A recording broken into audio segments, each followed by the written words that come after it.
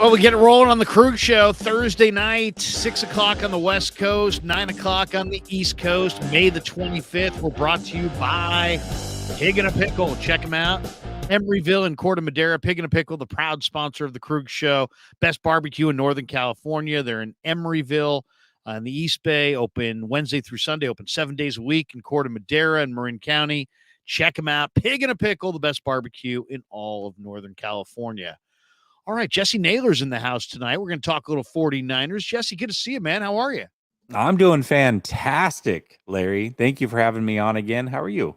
I'm doing good. You know, every time we've had you on, you've had a different Niner hat. I've noticed that you're nine. Is that does that say Niners? Yeah, it does say Niners. Oh yeah. That you have is it a collection of Niner hats? I've got I'll call it a plethora of hats back here, probably 30 of them. So nice. And this one looks relatively new. It is new. You're spot on. Yeah, this is a new one.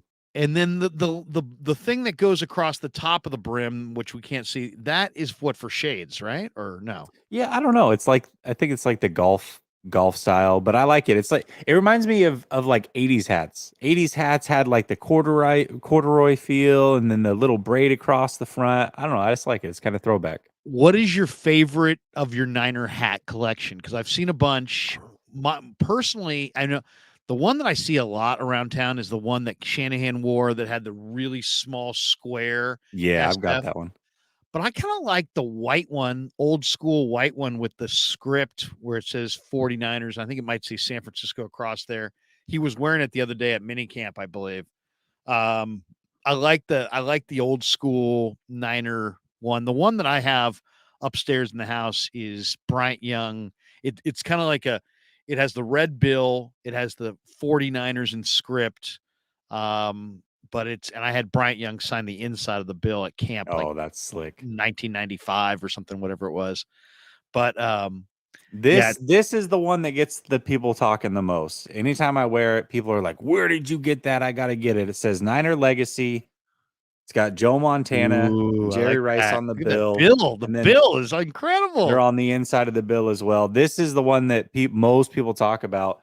I got it. It was like an Etsy shop, and they still make hats and clothing, but they don't have that anymore. I've reached out on people's behalf to try to find it for them, and it is no longer in existence. So that is the one that most people, when I wear, are like, "Where'd you get that? I got to get that hat." So. It's funny. I bought a Niner hat, and now that I'm in the media content creator, it's like a total faux pas to wear Niner gear. Yes, of course, at the facility or whatever, because you don't work for the team. But I have a white hat in the house that it's a white outline SF, just like the logo. But it's a white on white, so you can't really. Yeah. It's like ghosted out. It's like Sam Darnold on the football field with the ghost. The whole okay. Yeah, exactly. It's white on white, so it's like sometimes I'm tempted to like wear it to be like, because nobody really. You'd have to look. You'd be standing right there to be able to see that it says 49ers. Yeah, and it's sharp looking, but I can't. You can't wear it, and it's like I'm sitting there at training camp. And after 1 or 2 days of training camp, it's like, I need any hat I can find, and it's like, but I don't want to wear a Niner hat. Anyway, the challenge. You take me more like a Greg Norman style hat, like the round deal, like Mayoko, I could see you rocking that with the little braid, the strap that goes around the chin. I just feel like that's what I want to see Larry in, and if not, I feel like it would be fitting. I don't know why. Oh man, there's so many. I've got so many of the old school Niner hats, but I've got them in my closet and they're just stacked. I got a billion hats. My kids wear them anytime they're going to a Niner game. I'm like, oh yeah, go in the closet and go pick out, like 15 different Niner hats, and they're all kind of cool. But I can't wear any of them. I can't wear any of them. Yeah, like, the only time I can wear them is like when I go to Tahoe. Yeah, exactly. Yeah. Nothing worse than media people wearing gear. You can't wear gear. All right, let's get into the 49ers today. Since I've last talked to you, we saw OTAs. You kind of saw the reaction to OTAs, I'm sure, and maybe caught some of the. I don't. Did you get any? Did you watch Trey and Brock and Sam and Kyle speak from the podium? You saw their interviews? Yeah, most definitely did. And I know a lot of people really made a lot out of the order in which people spoke, which I don't know. I found that interesting. I didn't really take anything out of it, but what I will say is I want to applaud the 49ers because at least me, I didn't think that there was any way that they were going to have any quarterback speak. And then when they put Brock up there, I was like, oh, okay, what are they telling us? And then it was like, well, hold on, now Sam's here. And then there's this long delay, and people are on Twitter losing their mind. Where's Trey? I can't believe they blah, blah, blah. And then boop, there comes Trey, and he's up there too. I'm like, only the 49ers would do. They're totally trolling everybody. They know exactly what they're doing when they put all three up there. That was absolutely by design. My buddy called me right after on the drive home, and he's like, "How come Trey didn't talk after Brock?" I'm like, "What? What? Really?" I'm like, I go, "I think he did, didn't he?" He's like, "No. It was Brock and then Sam and then Trey." I'm like, "Yeah, okay." I go, "I don't know, man. I don't know. I didn't think anything of that until he said that." And I don't know. I personally, if you said to me, give me your read on that whole scenario, first of all, the order, I have no take. But as far as just the fact that we got all three of them, people said, oh, wow, it's amazing. But I think it's really let's get this out of the way. I think that's how they spin it to the players. Hey, you know what? We're gonna protect you guys most of the year, and we're not gonna ask you to do that much because we know your time is valuable. But let's get it out of the way now in May when we got nothing but time, and then we can not have you guys speak as very often on the podium. In camp, maybe they may not speak at all until the regular season from the podium. So I think it's more of something that they go to the players and say, hey, would you like to get this out of the way? Why don't we do this now? Well, before there's things to talk about this summer. Because in the summertime, there's going to be like, hey, you missed 5 passes in a row in the practice, and there's going to be those kinds of questions. After minicamp, after OTAs, not so much. I think it's I think that's probably a more logical explanation, but it was definitely a lot of fun. I'm glad they did it. Like I said, a lot of people did read into it, but I want to say that's smart. It is smart to get it out of the way because you're right. I think once, especially if Brock is back and healthy, they're going to keep most of the quarterbacks away, and they may have Brock talk just because I would assume that they plan on him being the starter. So maybe you have him talk, but Trey and Sam, it's like, well, if they're legitimately not the starter, then there's no reason to keep rolling them out there for the media to be like, well, how do you feel about not being the starter? And, what's going on? Is there a competition and this and that? And, just get it out of the way and be done with it. Did you see, why don't we start with this? I don't know if you saw, did you see the Rich Eisen thing today that was on Twitter? Where Eisen basically, I guess, now I don't watch the Eisen show every day, but I guess yesterday maybe Ian Rappaport was on, and Rich Eisen today is talking about, the 49ers and the quarterback and, what's going to happen and so on and so forth. And his whole take is like, that Lance's 5th-year option is going to be costly. And if Purdy's healthy and Sam looks good, then, then once again, they'll be listening to offers this summer for Trey Lance. And I was like, I thought that was just bizarre to hear him say this. But then when I tweeted that out, I said, the one thing about Eisen that's odd is that he's never, ever said a critical word about Lynch or Shanahan. He's so rah-rah Lynch and Shanahan and the Niners. It's almost uncomfortable. But it's like it's to me, it feels like what he said today, it sounded like almost like he may have gotten it from them. People then suggested that no, he didn't necessarily get it from them, but he may have gotten it from Ian Rappaport because it kind of goes along with the line of reasoning that Ian Rappaport's been spitting out for a while, that You're not going to see Trey traded on draft day, but you may see him traded this summer. Oh my God. I just wish they would either do something or not do something. It's amazing to me. The 49ers, though, have never pushed back in any way. John Lynch is on Twitter. The Niners could easily push back and say, you know what? Ian Rappaport's wrong. This is not going to happen. Rich Eisen's wrong. The speculation's wrong. But they just don't. They just allow the speculation to sit. So I don't know. I don't know what's going on, but let me ask you this. If the 49ers if Brock Purdy, it sounds like he's going to throw next week, and Shanahan's saying he's going to be healthy by camp. If he's out there and he's healthy, and he's participating in camp, what do you think ultimately happens with Trey Lance? He's got a 5th-year option. That 5th-year option is going to be costly. You say, well, what is the 5th-year option for? It has to be picked up, I think, by May 1st of 2024. He signed a 4-year deal initially for $34 million. It was 100% guaranteed. He's eligible for a contract extension after this upcoming season.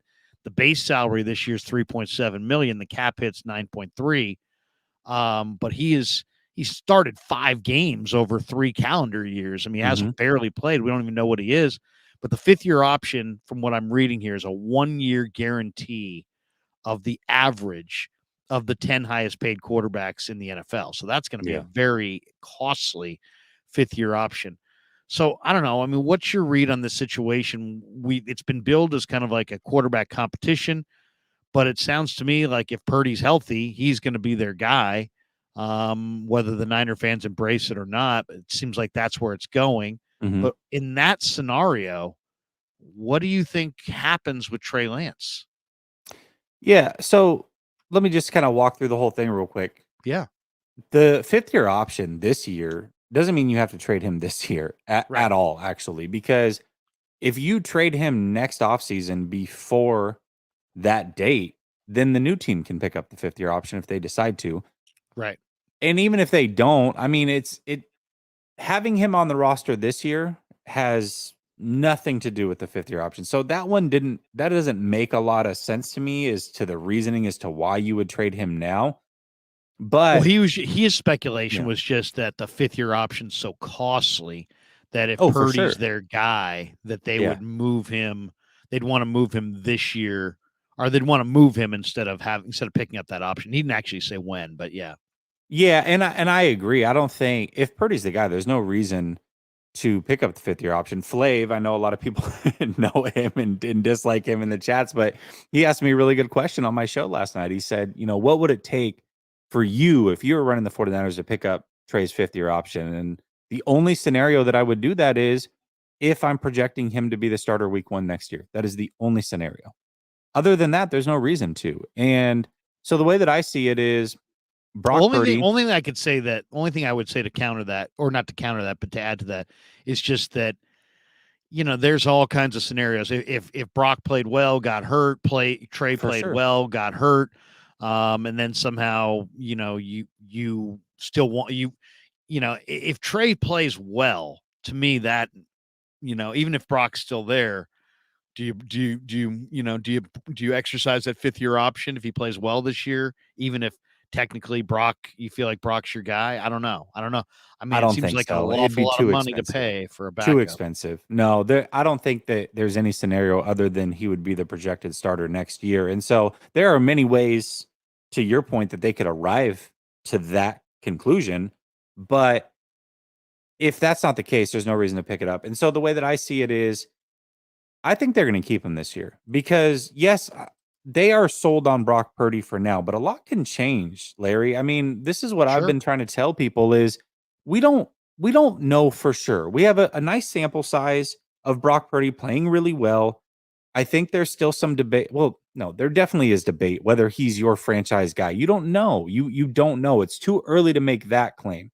But it's not too early to make the claim that he should be the starter based off of what he's shown thus far. And I agree with that. So if he's the starter week 1, let it ride out. Let it play out this year. See where you're at the end of the year. And if he's still your guy, then you can move off of Trey Lance. And even if you're not going to get a lot, who cares? Like, just remove the roadblock. Or make him ride out his 4th year and be your backup quarterback next year if that's what you want to do. That's a possibility as well. I don't think that you have to get rid of Trey Lance. I think for Trey Lance's sake, it would be great if he's not your guy going into next year to get rid of him. I think for the player, that's the best thing, but the team owns the rights to your contract. They have no reason to rush this thing or push this thing. And I would say this, even if he was your projected starter going into the next year, but let's say Brock Purdy gets injured week 14. Trey Lance comes in, plays well, small sample size, same thing. They lose in the NFC Championship game. You're like, okay, well, you know what? I think we're going to roll with Trey next year.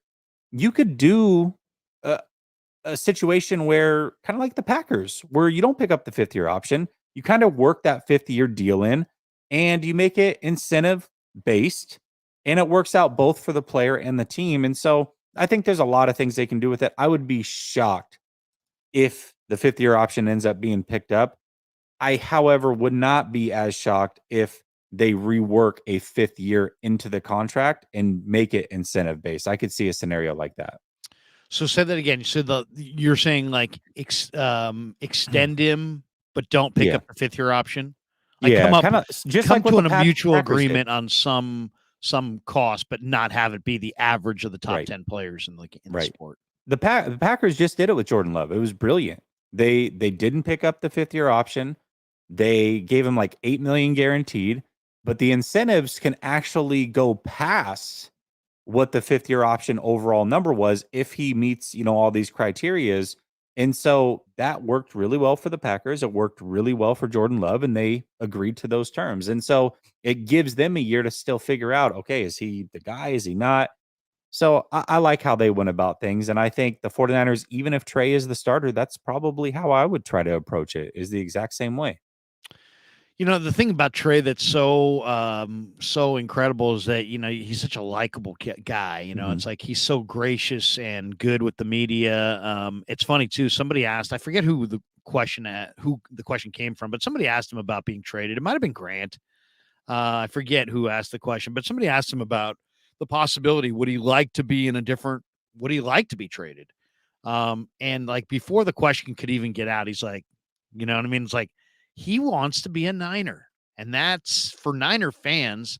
That feels good to see that he, despite all the talk and all the banter and all the Ian Rappaport and all the, the Niners basically said nothing, as Rappaport has been saying for months that he thinks he's going to be traded. They just let him dangle. They've never countered it. They could have countered it at any point. They never did. And yet he's, still all in on being a Niner. I think that's awesome. Let me ask you this. Will the Niner fan base ever completely embrace Brock Purdy as the guy? Oh yeah. And what has to happen? Will they do it if Lance is still here, or if Lance is here, will there always be that divide? Does Purdy need to advance to a Super Bowl, win a Super Bowl? I mean, paint the picture that, in the future of 49er fans saying, you know what, I was all in on fill in the blanks. Most people be Trey Lance, but maybe some would be Sam Darnold. I was all in on somebody not named Brock Purdy, and now I'm all in on Purdy. How do you see that happening? I mean, I think there's a couple different ways. Obviously, winning a Super Bowl. I mean, what more do you want as a Niner fan? Win a Super Bowl. And this was, I was never big on Jimmy Garoppolo. I didn't think he would ever get it done. But one thing I said was, hey, if Jimmy gets us 6, you can sign him to a lifetime contract and you can put a statue in front of Levi Stadium for all I care. I do not care. Get number 6. So I think most people would fall in line if Brock Purdy wins the Super Bowl. So that's number 1. And I think number 2 is if he shows out again this year, and then I don't know. I don't know if he shows out again this year, and let's say they lose in the NFC Championship, I don't know if that will be enough, only because Jimmy Garoppolo kind of had a similar situation where killed it for 5 games, got the big contract.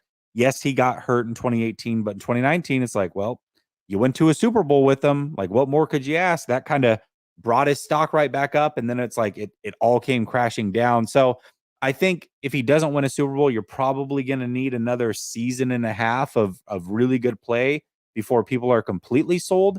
But you win a Super Bowl, I mean, you're fast tracking it. There's no way that you can't buy in if they win a Super Bowl and he's continuing to play really well. I mean, how do you argue that? Do you? Well, I mean, I don't. The people that are pro Trey seem so dug in on being pro Trey that it just seems like they're going to be pro Trey as long as Trey is even a possibility. I don't know. Maybe I'm reading that wrong, but it seems to me that like I can't picture the people that are like, "Hey, Trey's the guy. Trey's the guy." I can't picture those people with Trey still being here saying, "You know what? No, Trey's not the guy. Trey's going to be the number 2 guy, and Brock's the guy." I don't know. I can't picture that. I mean, I guess they would if they win a Super Bowl, but I mean that's a dramatic conclusion. I would think if they won the Super Bowl, people would be all in on Brock, but I don't know. It seems that people are so dug in on their positions, and they're so wanting what they want, that if Trey is here, and I almost feel like Brock could almost not do anything and still win them over. I don't know that all those people are. I don't know you can win them over. Yeah, I mean, I don't know. I think it all depends on kind of where you're at. I don't know. I mean, there's going to be a group that no matter what, you're never going to be able to please, no matter how you go about this thing. But I think a majority of people, even like myself, I really do want to see this thing play out with Trey. I want to see what he can be. However, if Brock continues to do his thing, it doesn't mean that I don't think Trey can be good, but he's going to have to be good somewhere else. I think that's realistic and okay to believe. I don't think there's anything wrong with that. And so I think that's where most people would fall. But yeah, you're going to have your outliers that are going to say, what the hell ever. But I mean, come on, you win a Super Bowl. But I'll say this, I don't get sold on quarterbacks until I get mostly 3 years of play. And I went through an exercise on my show on Tuesday and was asked, about certain players in the league. And guys like Zach Wilson, who I didn't like coming into the draft process and has shown me exactly what I thought he would be, which isn't good. Even him, I'm like, I still want to see a third year before I completely write him off. Trevor Lawrence and Jalen Hurts are definitely trending towards this elite quarterback status, but I want to see it another year before I believe it. So I think there are people that just take time regardless of who the quarterback is. Like I fall into that category where I want to see it for a few years before I'm all in. Because if you've watched football for a long time, you have seen a lot of players come in really hot and fizzle out. And vice versa. You've seen players come in and not be very good and then ascend. It's just the way the league works. And now that doesn't mean that Brock Purdy can't just continue to ascend, but I want to see it for a few years. That being said, though, I'm also okay with them doing really good this year and moving on from Trey Lance and just fully handing it over to Brock, because that was my frustration with keeping Jimmy Garoppolo, is always having somebody peering over Trey Lance's shoulder. Didn't make any sense to me.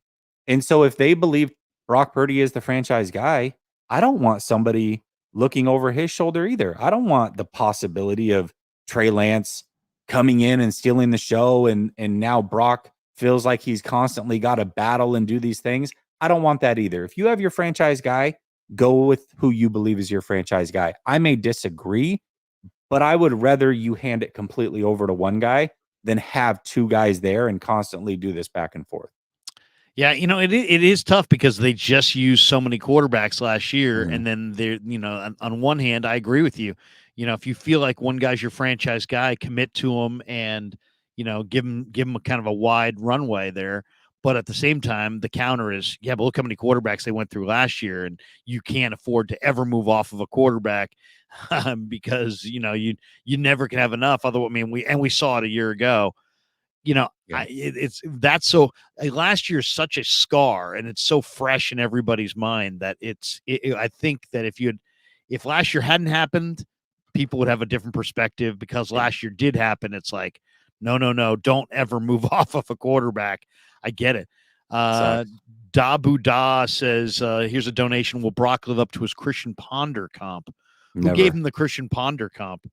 I said that he physically reminds me of Christian Ponder. I mean, they're both Christian athletic. Ponder was very smart too, by the way. Christian Ponder, I believe, was a Rhodes Scholar. Yeah. He was a really, really smart guy. Yeah. Physically, I mean, they were roughly the same size. They had roughly the same arm strength, and they were both sneaky athletic. I mean, it doesn't mean that they're the same player, but just physically, very, very similar as far as what they bring to the table. But physical isn't everything. I mean, that's if physical was everything, then Jamarcus Russell would have been an all-star. So because I compare somebody physically to Brock Purdy doesn't mean I'm saying he's exactly that player, but I do still believe that physically they are very similar. Yeah, I mean, the comp that I made with him, I mean, I asked Willie Snead, he said he reminds me of Drew Brees. He played with Drew Brees, so he's too quick-footed. Brock's too quick-footed to be Brees. Brock's way too quick-footed to be comp to Drew Brees, I think. My comp is more like Russell Wilson, and I think now I think Russell's got a better arm. Russell's a bigger athlete as far as Russell. Russell was shorter, 5'11", but heavier, like closer to 230. And I've stood next to Russell in the locker room. Russell's thick, man. Russell's he's really thick, like a lot thicker than he looks on TV. But I'll tell you with the moment, it was against Seattle last year when Purdy slid and put the ball forward to get the first down. And it was like I had Russell Wilson flashbacks there just because Russell Wilson, it seems like, has owned the Niners. And it seems like most of these games where they beat the Niners, when they clinch the game, he's the one who's doing the clinching, right? Because he's on the field, and it's like the offense is getting that one last first down, and that's what Purdy kind of did to them. And it kind of reminded me an awful lot of Russell. The only other thing he reminds me of Russell is that I don't think Russell has the biggest arm, but I thought Russell's deep ball was just so on point. He could just drop it in the bucket and like hit the moon shots. Yeah, these and just always drop it right over the shoulder, right in the basket. Where Purdy doesn't throw like that, but Purdy reminds me a little bit of Russell in that when Russell would escape, he had a little bit of Fran Tarkenton to him. And when you watch Purdy, and I don't like quarterbacks who try to escape out the back door, but if you do escape out the back door, you now got to do all these figure eights and this and that. And that's kind of remind me a little bit of old school Tarkenton, which reminds me of Russell. So I make the comparison to what about Tony Brock. Romo? What about Tony Romo? Tony Romo had that escapability. He would do that little pirouette out the back. I mean, he killed people for years with that. His arm, I don't think his arm was as strong as Russell's, but he could make a majority of the throws. I mean, Romo's not bad. Romo's not bad. I mean, Romo. I guess I've never been a big Romo guy because I'm always waiting for quarterbacks to kind of prove themselves in the playoffs. Yeah, and that guy just didn't. I mean, did he ever win a playoff game? I don't know if he ever did. I don't remember. He remember the snap in Seattle on the field goal. Yeah, that was a disaster. That was a disaster. But I mean, Tony Romo was a pretty good player, though. Pretty good player. Yeah. We got this. I think it's impossible to come up with like exact comps. You know what I mean? Because like for example, I have the Christian Ponder comp, and people immediately go, "Oh, you think he sucks like Christian Ponder?" It's like, no. I'm saying physically they are very similar, but there is a mental separation, and there's a separation into the situation they were brought into the league. Like, I'm not trying to say that they're the same level player, but physically, I think that's a great comp. I think it's a great comp. I mean, Christian Ponder's a great comp for a lot of reasons. One, because they're similar size. Two, because they both were athletic. Three, because they're both really, really smart guys. So I would say that Christian Ponder is a good comp. We did this with Darnold and with Lance as well.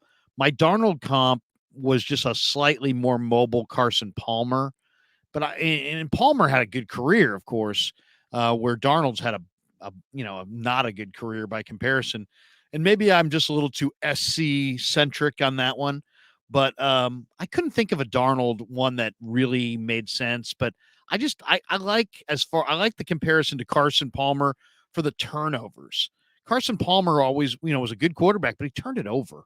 And and he threw lots of interceptions. And both SC guys, both with good stature, Palmer even a little bigger, but I guess the mobility of Darnold probably takes that comp away, but that's the one I He had and for Wentz him. are very similar, man. I know that they're, kind of the same age and kind of came in around, close to the same time-ish, but he and Wentz are both turnover prone, both are can get mobile, both have strong arms, can make every throw, both are kind of boneheads in their decision making. I mean, he and Wentz are pretty similar. How about for Trey? What's your comp? Because my first comp, when I was talking to Grant about it, because we talked about this on a show that stream that we did, I said McNabb because I thought of McNabb as a guy who, there was a lot of torque in his throw, right? It wasn't like beautiful, but he had a strong arm, but he also had pretty good accuracy at times, and he would really power the ball through the wind. And I see a lot of that power in Trey's delivery. And I don't think either necessarily through just like a beautiful delivery. It's more of a power arm delivery. But then the more I started thinking about Trey and I started thinking about McNabb, that might be a little bit of a high standard. McNabb had a really, really good career. Mm-hmm. And I started thinking of guys that have had a similar upbringing to Trey. And I came up on Tannehill from the standpoint of Tannehill. Now I'm an A&M fan, right? So I watch a lot of A&M football. He was a wide receiver at A&M, and he's a tremendous athlete. And he ran really a good 40 time, but he was a 1-year starter converted from a different position, and it's been kind of a work in progress. Now, some people love Tannehill to this day. Other people feel like that's a slight, like I'm slighting Trey by saying he's Tannehill. But I just see an athletic guy who's a 1-year starter who played other positions and then decided he was all in on quarterback. And Tannehill, I think, was getting better. Then he had that 3-pick playoff game a couple years ago. And since then, it's kind of been downhill ever since. But I can see I see Tannehill as a better than average athlete. I see Trey as a way better than average athlete. So that was my comp, though. I have McNabb and Tannehill. What if you were going comp on Trey? What would you go with? I mean, I would love it if he was Mahomes. There are some attributes. I don't see. They're completely. There are some attributes though about Trey that I see could be like Mahomes. Like for example, I don't think Mahomes is a great pure runner, but I think he's an explosive mover within the pocket. And then once a game, he'll take the avenue that you give him and he'll run for 25 yards, burn you for a first down and win the game. And I think if Trey's going to be a runner, he's going to be a runner more like Patrick and less like, other running quarterbacks, Steve Young, Lamar, whoever, Vic, anybody. He's not that level of a runner. To me, he's more like a Mahomes runner. It's funny that you say Tannehill because I remember when he was drafted, I said, and I forget what the other player is. I think it was Dak, but I said, would you be upset if Trey was basically Tannehill's stature and arm with the mental ability and more like the bulkier physical skill set of Dak Prescott? And people were like, oh, he better be better than that. I'm like, I don't know. That's a pretty damn good quarterback, really, if you think about it. I agree. I think the Tannehill thing, just from a physical standpoint, again, I'm looking at it physical. It's impossible to get a perfect comp, but I don't think Tannehill is that unfair. But much like, the Christian Ponder to Brock Purdy comparison, if there's some intangibles that Brock Purdy has, that's what elevates you and brings you to that next level. If you say that physically Tannehill to Trey Lance, I mean, that's hard to disagree with that, but you've got to hope. And my thought is that you've got some more mental prowess there that brings him to a different level. But I don't think that's disrespectful at all. The Tannehill. Well, I mean, No. but Tannehill, it's all based on, It's funny. People do this all the time with Kirk Cousins. It's like sometimes they'll make this comparison to Kirk Cousins. And if you compare a player to Kirk Cousins after Kirk Cousins played well, people are like, I don't know. Kirk Cousins is better than that. Yeah. And then if you compare him to after when Kirk Cousins loses a playoff game, I don't know, man. That's kind of a slight. Kirk Cousins doesn't win big games. So it's all about timing on these guys and like when exactly do you make these comps. Manny Fresh says everybody was sold on Garoppolo. Look how that went. Yeah. He's not the only one though, Manny. There's a lot of guys throughout the years. I mean, just go back and remove Brock Purdy from it. Okay. If you're sold on Brock, then that's fine. Be sold on Brock. But if you really want to evaluate quarterbacks, I mean, and this goes both ways, you 95% of the time need roughly 3 years. You got to, and not just 3 years. You need 3 years of playing time to figure things out for sure. There's been a lot of guys that have fooled you one way or another. There's been a lot of quarterbacks in the history of the NFL that have put together 2 back-to-back really good seasons and have done nothing else. There's been a lot of guys that start out slow and then they kill it. Look at Cap. I mean, wasn't Cap on the cover of Sports Illustrated? Like 6 games into his career? Yeah, he was. I mean, look at Wentz. I mean, to me, one of the most baffling career arcs is Wentz. I mean, I can't believe what Wentz is. Dabu Da says, Larry, what does Trey have to do for your support? Well, I don't know. I don't think that he doesn't have my support. He absolutely does. But as far as like unfiltered, like absolutely, I'm all in on, Trey's going to be great. I guess. Yeah. Like he's the starter. Like what does he have to do to win you over, and put him past Purdy in your mind? I think that's a fair way to ask the question. I would say just win games and show improvement. That's it. I don't need him to be deadly accurate or perfect by any stretch, or just because I know what kind of athlete he is, and I know what football, how important football is to him. So all I would want to see is just win games and play with urgency. That's it. And like if he just played the way he played in the second half against the Texans, to me, that would be enough right there. Just show me that you really want it. Show me that you can make some plays and you can win some games. That's really it. I think that's totally fair. Yeah, by the way, I'm not trying to be rude and be on my phone. I'm trying to find the tweet that I made because now it's bugging me. I'm trying to figure out who the other player is, and I almost want to say that it was McNair, but I could be wrong. Yeah, no, it wasn't. It wasn't that. I said this was August 24th, 2021. If Trey Lance is a more athletic Ryan Tannehill, are you disappointed? So I actually did just say Ryan Tannehill, but with a little bit more athleticism. I think, well, the 1-year starter and the athletes, I mean, like an athletic profile that is greater than the average quarterback. That's what led me to Tannehill, but I think Trey's a better processor than Tannehill. I don't think Tannehill's a processor on the same level that Trey is. Fish and Chips says, we want car. We most definitely do not include Larry in that. We do not want car. We do not want any part of car. I think Carr is just a bad competitor. I don't, I mean, when you throw the ball into the ground, I think, after a while, you got to decide, do you want to stand in and take hits, or do you want to, prioritize self-preservation? In my opinion, that's what he plays the game like a guy who's thinking about, life after football. And that's reasonable. But I don't, that's not, there are other guys that play with a little bit more reckless abandon. And I prefer that style to Carr. Carr's had multiple games where on the final throw of the game, he's thrown it into the turf. That, if that's on your resume at all, that's a blight. And he's got multiple games on his resume where he's done that. So it's like, to me, you can't be all about the W if you're firing the final throw of the game into the turf. And I've seen him do it. So I think Derek Carr, I liked him more at Fresno State than I like him right now. And I think the Saints, way, way overpaid for him. I agree. When I think of competitiveness, I don't know why these two quarterbacks always come into my mind.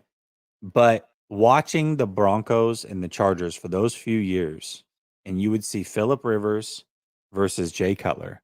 I mean, talk about the antithesis of each other. I mean, Jay Cutler was way down on the competitive meter, and Phillip Rivers was way up here. And when you think of those two, like that right there is the graph. Are you Jay Cutler or are you Phillip Rivers? And I remember Phillip Rivers would look across the field and point his finger at Cutler and talk trash to him after he'd get a touchdown and just go at him. I have never seen another quarterback go at his opposing quarterback on the field and take them completely out of a game mentally the way Phillip Rivers would do to Jay Cutler. It was hilarious. Rivers played, I believe, with a torn ACL. Yes. Yes. And Cutler sat out a playoff game and didn't say why, right? Or was it what happened? He was standing I there. Don't remember. No, you know what it was is he came out of the game, but he was standing on the sideline and he looked healthy. Doing this bit. He'd always do this with his helmet halfway up his head and just. Yeah. I mean, that's bad optics. Let's just say that, bad optics. Okay, let's get to the next one here. One of the things I wanted to ask you was we saw a lot of rookies, obviously during rookie minicamp and then during this last OTAs. Which rookie, and I'll say outside of Jake Moody, because that's too easy of an answer. But which rookie outside of Jake Moody do you think has the biggest impact as a rookie on the 49ers this year? And it doesn't have to be a draftee. It could be an undrafted guy, of course. Just, that's really there's there's some good candidates. There's some good candidates, and it's if you had asked me this on draft day, I would have given you one answer. And if you asked me after rookie OTAs and after the latest OTAs, I'd probably give you a different answer. Man. Biggest impact rookie. I mean, I can name a bunch of them. Just this year. No. I think I'm going to stick with who I would have said on draft day, just because I think his path to starting is the easiest, just because of what the roadblock is that's in front of him. And I think he's legitimately competing for a starting job, to where some of the other rookies are good. And if there's an injury, I could see them definitely making a big impact, but there has to be injury first. I believe this rookie can win a starting job outright. Now, it's not going to be easy, but I think he can do it. And that's D. Winters. Wow. Okay. I didn't think you were going to say that. D. Winters, the linebacker from TCU, inside backer. His national semi against Michigan was just as good, maybe as good a defensive football game as I've seen anybody all year in college. He was shooting gaps and making plays, playing super fast, super instinctive. That's a good one. He has not looked like much to me in the workouts. That's what I've heard. And that's what gives me hesitancy.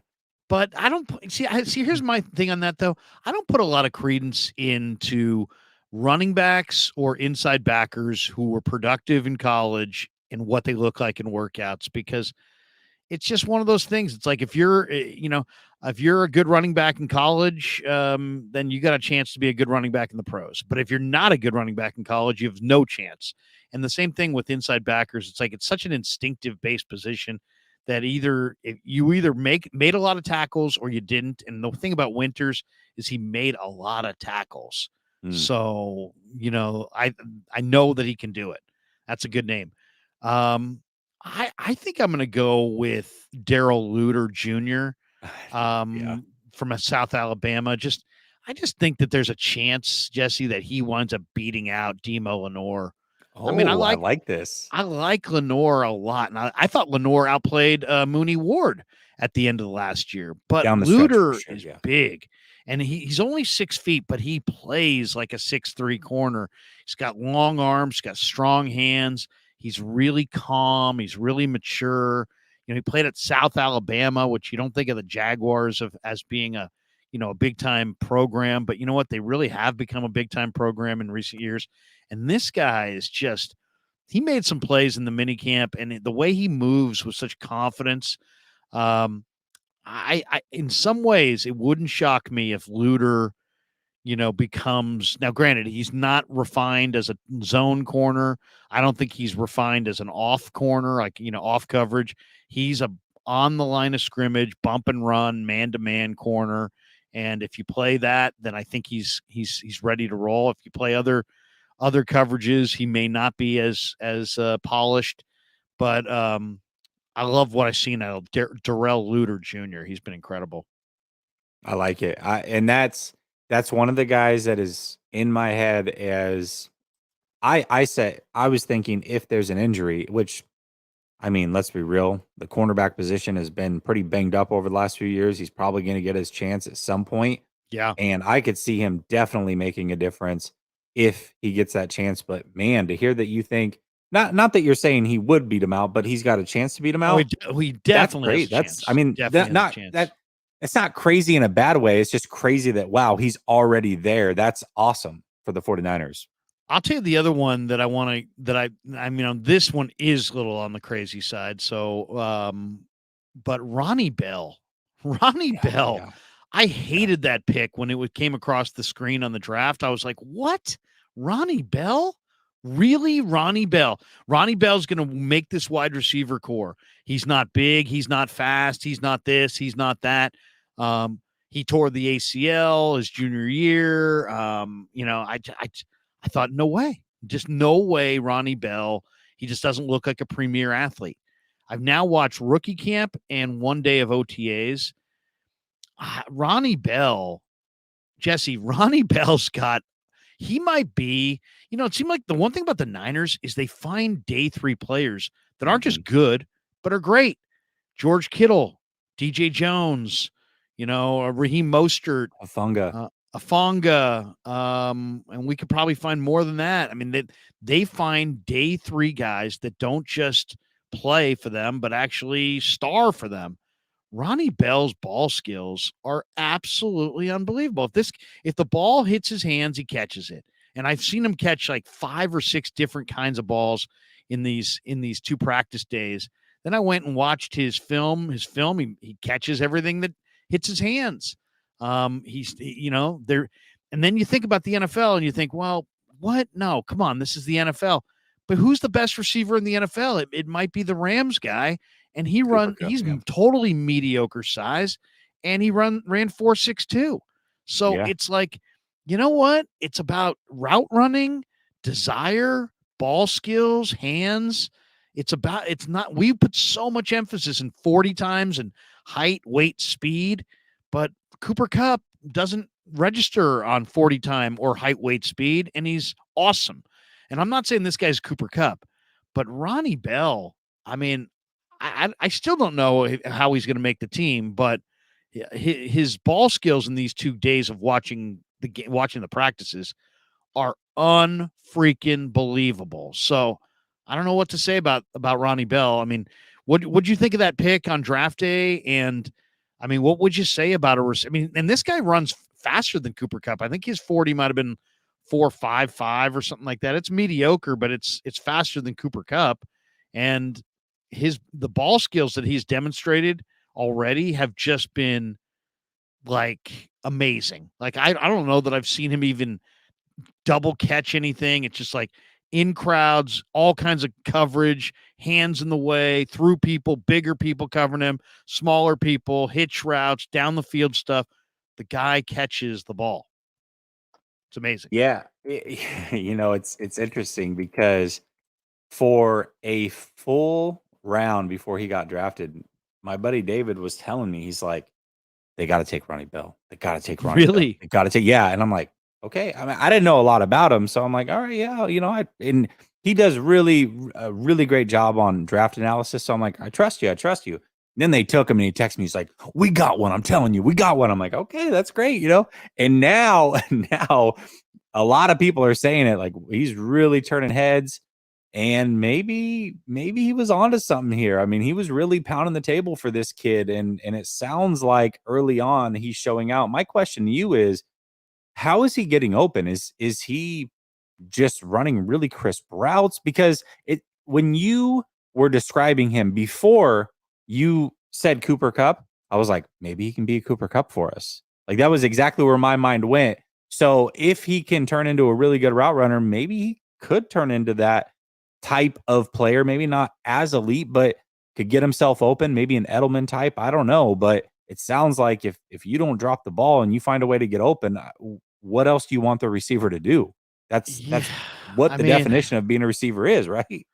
there's nothing impressive about this guy. I Yeah. mean, literally, he's 6 feet. He's 190 pounds, 9.5 inch hands. So he's got slightly bigger than average hands.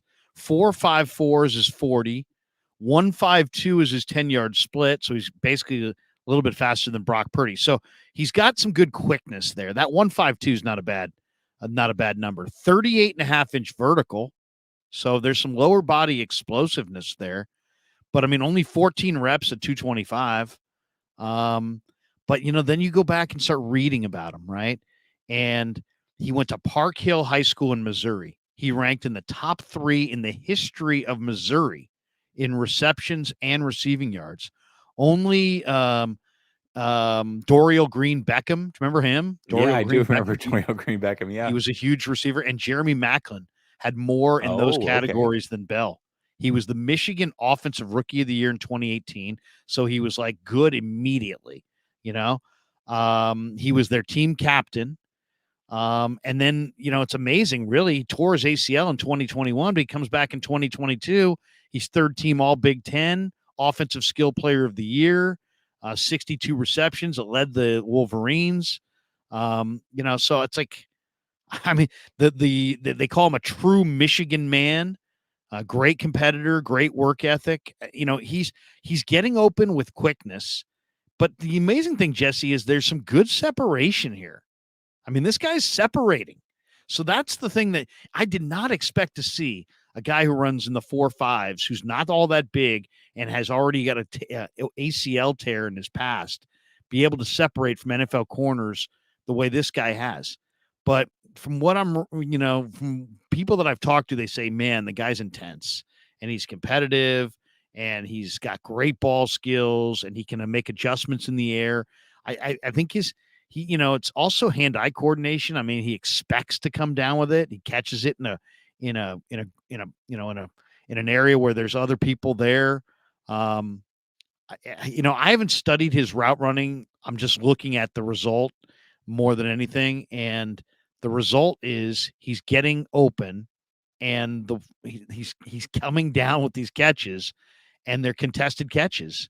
But they're not like, it's not like he can't separate. Like you can see him gain some separation. So I think it's the quickness and the route running, and maybe the lower body explosion maybe gives him short area quickness that doesn't get picked up on film.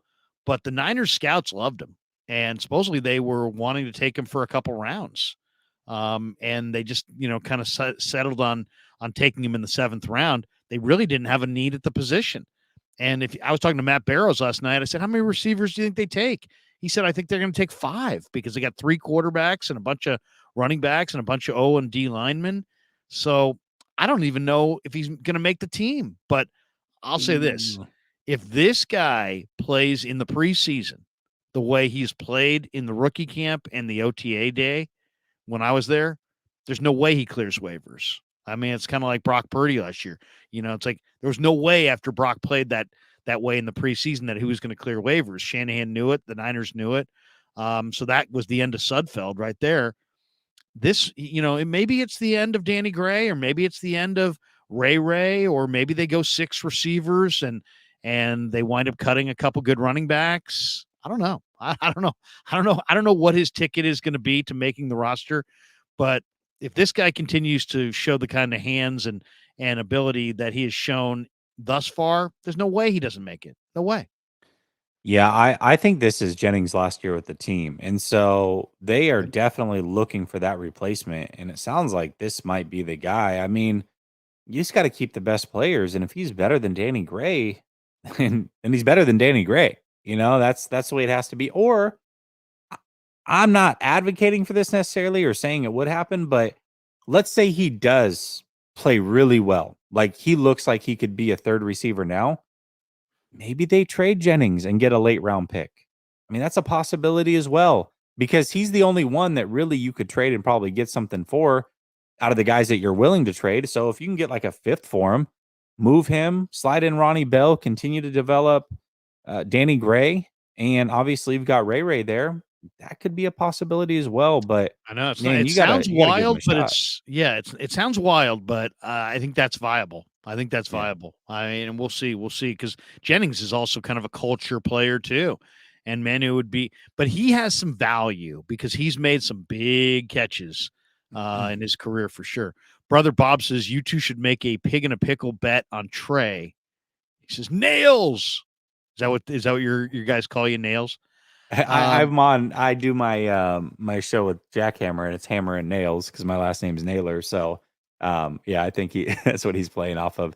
I'm not a big bettor, especially on my team. Like I'll Well, what bet would we when bet? Well, I mean, what would we be I don't know. wagering? I mean, I don't not know. what would we be, what would the bet Well, be? I don't know. And to me, like I'm superstitious on betting against like my favorite fighters or my favorite team, or like betting for them or against them. And I'll tell you where this started. The year the 49ers went to the Super Bowl and lost to the Ravens. I'm pretty sure it was that year. They ended up losing to the Rams twice, or they tied them and lost to them. I think they tied them and lost to them.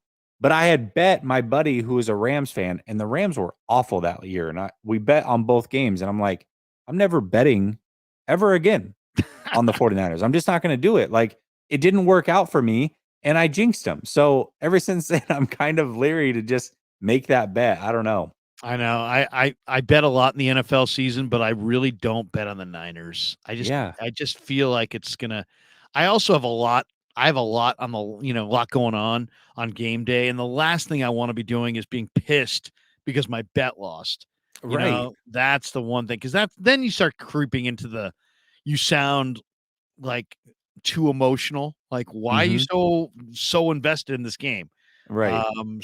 But occasionally I'll bet on the Niners if it's just like, you know what, the Vegas doesn't see this right, but it's I gotta really, really feel it. Fish and Chips says we want Carr 2010 candlestick. Come on, guys. Yeah. He meant David Carr, not Oh, Derek Carr. great, great, yeah. Oh God, Even better. I cannot stand David Carr on the NFL Network. I mean, Ugh. I can't stand NFL quarterbacks that when they played, they had no answers, but now they're on TV, they got all the answers. Yeah. And that's David Carr. I mean, and Dilfer used to rub me wrong too, because he seemed like he had all the answers. What did you think of? I mean, you weren't necessarily watching practice, but what do you think about Trey's improved mechanics? And do you think that's going to make an impact on his play?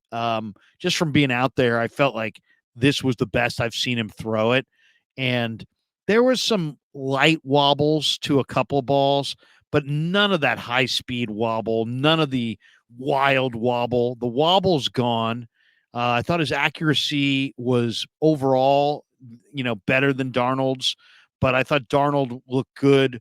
Darnold looked good as a thrower, and the ball came out with zip and but he looked better earlier in the practice. And later in the team session, he was a little more inaccurate. Um, but they were very comparable. I mean, they both threw the ball exceptionally well, especially when you think of neither are slated to be the starter right now. But what do you think about Trey's improved mechanics working with Christensen and Mahomes in Dallas? And what do you think what kind of impact do you think it's going to have on his play? Yeah. I mean, you said Sam kind of tailed off. I mean, could he have He arm definitely did. fatigue, Larry? You think? I mean, Or you know just what? kidding. Maybe Sam is just one of those guys that when you put 11 on 11, suddenly it's time for him to throw picks. Yeah. Yeah. Maybe that's it. I Maybe he's don't got know. muscle memory in the negative. No, I think it's all good for Trey Lance, and I've seen some micro improvements from year one to year two.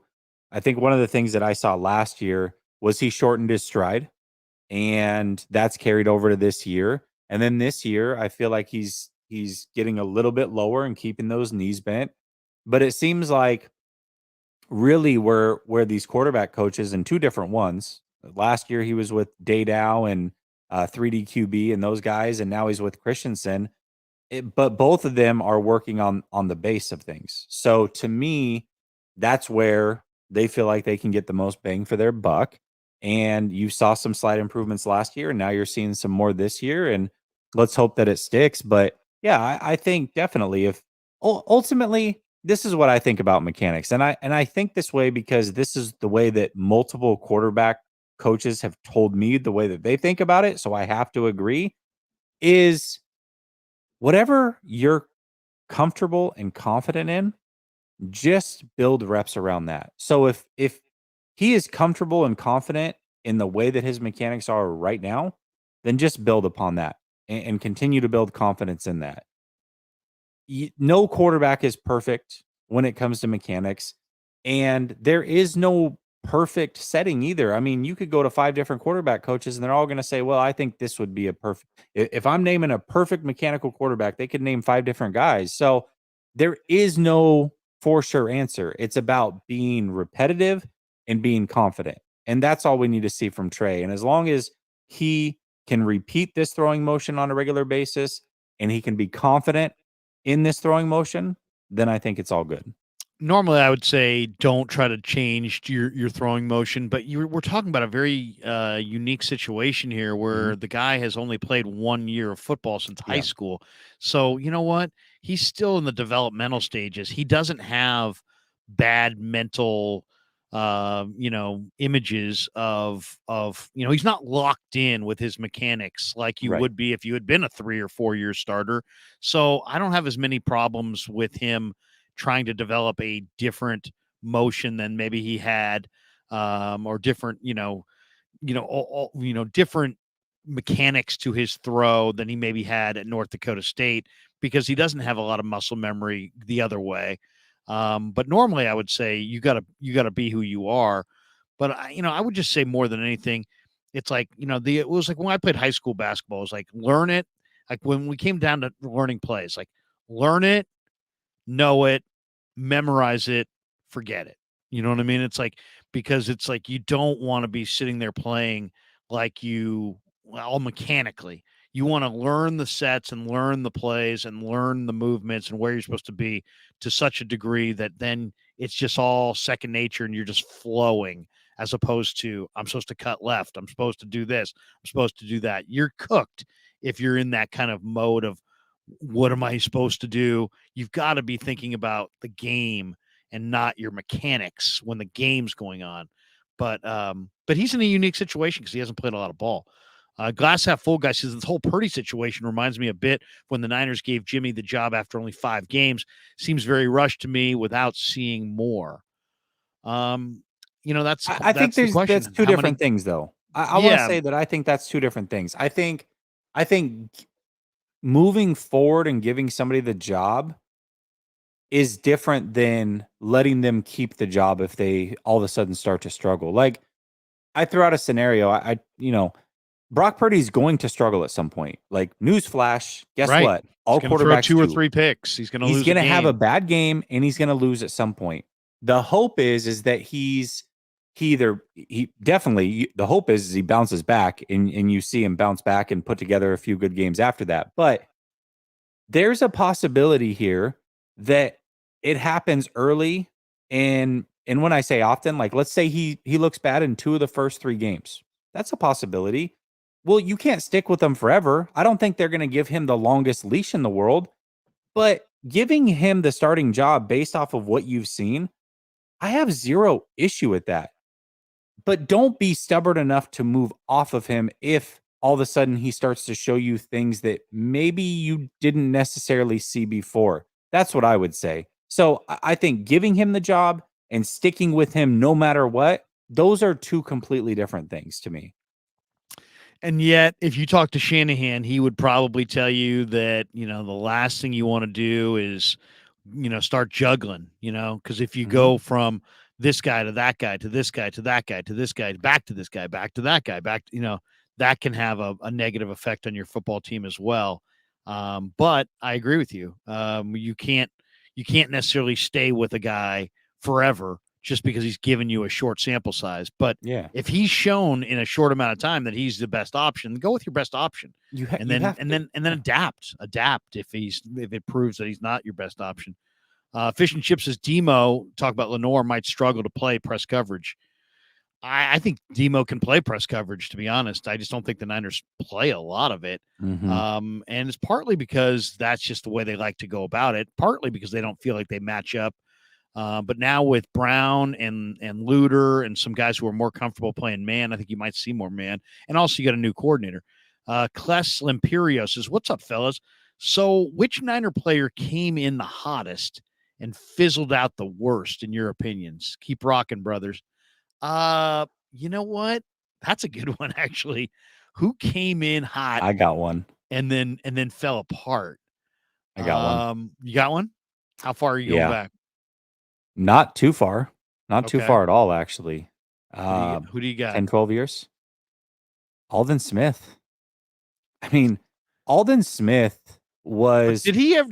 Yeah, I mean, he was awesome. I mean, he was 19 and a half sacks. You hold on for a second. If you watch just those first couple years, he was putting up better numbers than Von Miller. Like this, he was the man, and he could have easily had the career arc that Von Miller had. Now, he didn't fizzle out because of his ability. He fizzled out because of other things, but he still fizzled out. Alden Smith was about as elite as you could get. And you talk about Russell Wilson. The way that he tracked down Russell Wilson in that NFC Championship game and had that strip fumble behind the line was just like, oh my, that was a jaw-dropping play. You're like, this guy is different. Absolutely different. Nobody was catching Russell Wilson the way that he did. And he was incredible. But man, talk about a fall from grace. Prayers out to him. I hope he gets his life figured out. Yeah, I mean, that's a really good one. I mean, I guess you could say the same about Bowman, right? Bowman didn't last too long. I mean, I love the way he started. I'll give you one. And I really loved him early on, but it just didn't happen, was Brandon Lloyd.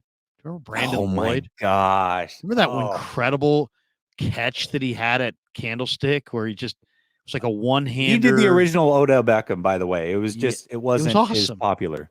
Yeah, I mean, Brandon Lloyd, I thought was going to be really, really, really good, and just could not keep it going. There's probably some running backs on that list that I could think of, but yeah, Alden Smith's a great one for sure. Brandon Lloyd, man, if you just take the top 5 catches of his career, you could put it up against anybody. I know his highlight reel is ridiculous. Insane. It's a great highlight reel. Yeah. All right. Who will be the surprise of 49er camp? Which you never, this is always hard because part of, if we can come up with it, then it's not surprising. But who do you think will be the surprise of Niner camp?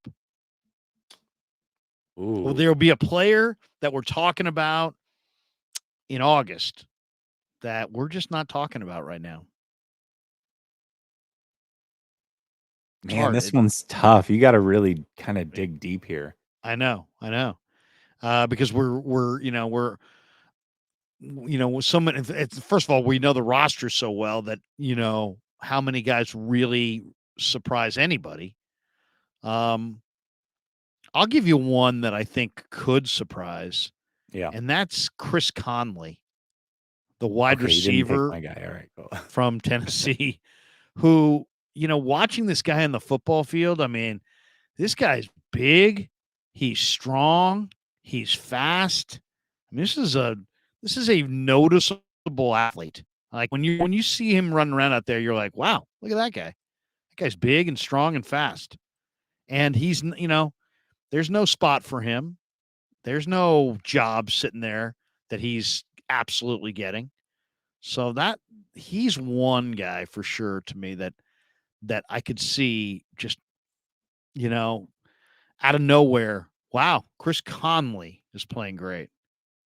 I like it. I'm going to go with a name that we know, we're much more familiar with. However, I doubt he starts. And I mean, he might be able to come in and win the job, but it's likely that they are planning on him not starting. And now you talked about a guy earlier in the show that is you could really see ascending and definitely taking a job. I think Womack. Man, what I Yeah, saw it's a good from call. Womack last year, Larry, was so impressive to me. I mean, there wasn't many games he didn't flash, and even if you tried to hold him down on the depth chart and you just watch him on special teams, that guy would flash like crazy. That is not normal. I think there's something special about that kid, and I think he has a chance to win a starting job, possibly at nickel. But I also think that the 49ers need to find a next man up coming off the bench. And maybe that's Luter, or maybe that's Demo if Luter wins the job, but maybe it's Womack. Maybe Womack can play either position. And if there is an injury on the inside or the outside, he can be the next man up. He did start last year, the beginning of the season, and then all of a sudden seemingly disappeared. I think that might have been because of his run defense, but I think he can make a huge leap this year. I think we might come out of camp going, oh man, they got one. Womack is the one this year that is making that second year leap, and we didn't necessarily expect this. Yeah, it's a great call. Here's why I love that one, because there were at least 3 times last year where he was playing the outside corner spot, Mhm. and played his keys, was and wasn't like he was being over aggressive. He's not being over aggressive, but his break on the ball was so good that he got a hand on the ball. Now, let's fast forward from last year to this year. Now he's going to have better film study, and he's going to see the patterns a little bit more, and he's going to be flowing a little bit quicker, and he's going to be a step and a half faster. And I think that those passes that he got a hand on last year, he's going to jump that route and he's going to take that back for 6. And I bet you I'll put the pick 6 over under on Womack at 2.5. I'll go over. I think Womack is going to break on 2 or 3 balls or more this year and take a few of them back. I think he's got the kind of break. And now you mix in more knowledge, more awareness, whether it be awareness in zone or just better speed, seeing the patterns, and he's going to get a step and a half, maybe 2 steps quicker because of all of it, and that will be enough to get his hands on the football. And he's got the kind of speed and the kind of break he can take it back the other way. So, yeah, I love that one. I think there's a very good chance Womack is a big play guy because we saw the glimpses of it last year, but nobody remembers the near pick 6. Mhm. You know what I'm saying? Nobody ever remember. Oh yeah, remember when he almost had a pick 6? No, Right, people right, yeah. remember the pick 6. And this guy almost had 2 or 3 pick 6s last year. Didn't get them, but this year I think he will get them. I think he is going to cause fits for Sam Darnold in training camp. I think you're gonna see him pick him off 3 or 4 times, and it that might Womack might be the reason that Sam Darnold doesn't move up this depth chart, believe it or not. What, Darnold hates Womack. The feud. Yeah. All right, a couple more before we let you go. The 49ers' weakest unit going into this season will be what? Mm. What's the weakest overall unit? Some people would say it's quarterback. Heck, I mean, if you ask Chris Sims, he had in the rankings, I think he had Purdy at 26, Lance at 20, or Darnold. He had Purdy at 26, Darnold at 27, and did not have Trey Lance in his top 40 quarterbacks. That that actually is probably the spot. I mean, because it's the only thing that's not known. You've got let's look at every other unit. You've got an all-pro player at every single spot almost. You've got an all-pro player at wide receiver. You got an all-pro player at running back. You got an all-pro player at tight end. You got an all-pro player on the offensive tackle. You got an all-pro player on the offensive line. You got an all-pro player on the defensive line, linebacker. Now, secondary, you could say, all right, maybe that's the weakness, especially when it comes to depth, but man, I don't know. I mean, actually, you have an all-pro player in the secondary. What am I talking about? You just had a Funga make an all-pro. Man, it's got to be quarterback. That's the one spot you don't have an all-pro player. It has to be quarterback. Yes, I agree with that. To me, there's 2 positions that are impacted so dramatically by the best guy at the position that it camouflages the weakness that lies underneath. And I'm going to say on offense, that's tight end. You got George Kittle, but man, if George Kittle, yanked a calf and was going to miss a month, you're in trouble. Which is a possibility now with George Kittle. Right. I mean, you got Cameron Latu, you got Charlie Warner, you got Ross Dwelly, you got Braden Willis, you got Troy Fumagalli. None of those guys are George Kittle, anything close to George Kittle. I was hoping that they would get a true number 2 tight end. Maybe it's Willis. If it's Latu, I haven't seen it. I know it ain't the other 3 guys. So to me, on offense, it's tight end. Kittle goes down, their tight ends are just totally pedestrian. I would say bottom third of the league. And then the other spot is going to be defensive end. You lose Nick Bosa for a month. Who's starting? Drake, who I thought Drake looked the best of anybody at the mini camp. But Cleveland Farrell didn't look like anything. Kerry Hyder is older. Austin Bryant's really, really skinny legs. I mean, really skinny legs. I'm not saying that he can't help, but I mean, he just, and it doesn't look like an every down guy. And then Robert Beal is a project. Alex Barrett's a practice squad guy.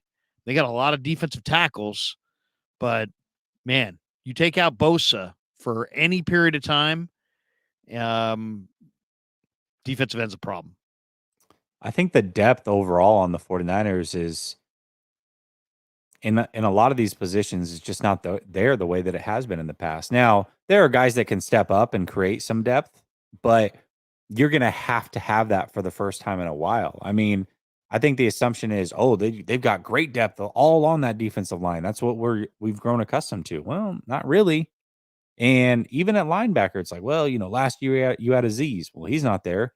Secondary, same thing. I mean, we're going to need either Womack or Luter to step up because if both of those guys aren't ready, there is no depth at all at corner. And so I think that's one of those things that ultimately can take a hit when you spent a lot of capital on Trey Lance and then you spent quite a bit of draft capital to bring in Christian McCaffrey. And I'm not saying either one was the wrong move, but that's what starts to happen when you strip away draft picks and you're paying all your all-pro players. You're going to start to lose depth somewhere, and you're starting to see that a little bit. Luckily for them, they can regain that. They get all their picks next year, but this year they might might be a little bit of a struggle bus in some of those key positions. I think you're right about the depth on some of those spots. Couple quick hitters before we get out of here. Javon Kinlaw is lean. He's super lean. Is Javon Kinlaw going to be anything, or is he going to be nothing? Man, I really like Javon Kinlaw's talent, but I can't get over the knee, man. Until I can see him stay healthy. I said it 2 off seasons ago. I believe that there's some degenerative issue in that knee. I believe that he has arthritis. That was the quote that I said. And nothing has happened since then to sway me off of that. So to me, that's what he's got to overcome. He has to overcome that knee. And I believe the reason he is so light, Larry, is because of that exact reason. That's what you do. The first thing you do when you go to the doctor, and I know because I have arthritis in my knees. If you have arthritis in your knees, the first thing they're going to do is check your BMI and be like, well, if you lose some weight, that'll help the flare-ups. And I think he's continuing to pull weight off because his knees just can't do it long term if he continues at that weight. And so I really think the signs are there. I don't know if his knees are going to allow him to be anything special ever. I know what he's thinking. He's thinking, let's get light, and maybe also, hey, look at Hargrave is just brought in. Why was he brought in? He can rush the passer, and that's like a huge statement. Like, hey, man, if you could rush the passer better, that would help. I'll get lighter. Okay, but can you still command double teams? And have you lost functional strength? Can you play with leverage? I don't know. I don't know. I'm skeptical. I like Javon. I hope the best for him, but I'm skeptical, to be honest, what we're going to see.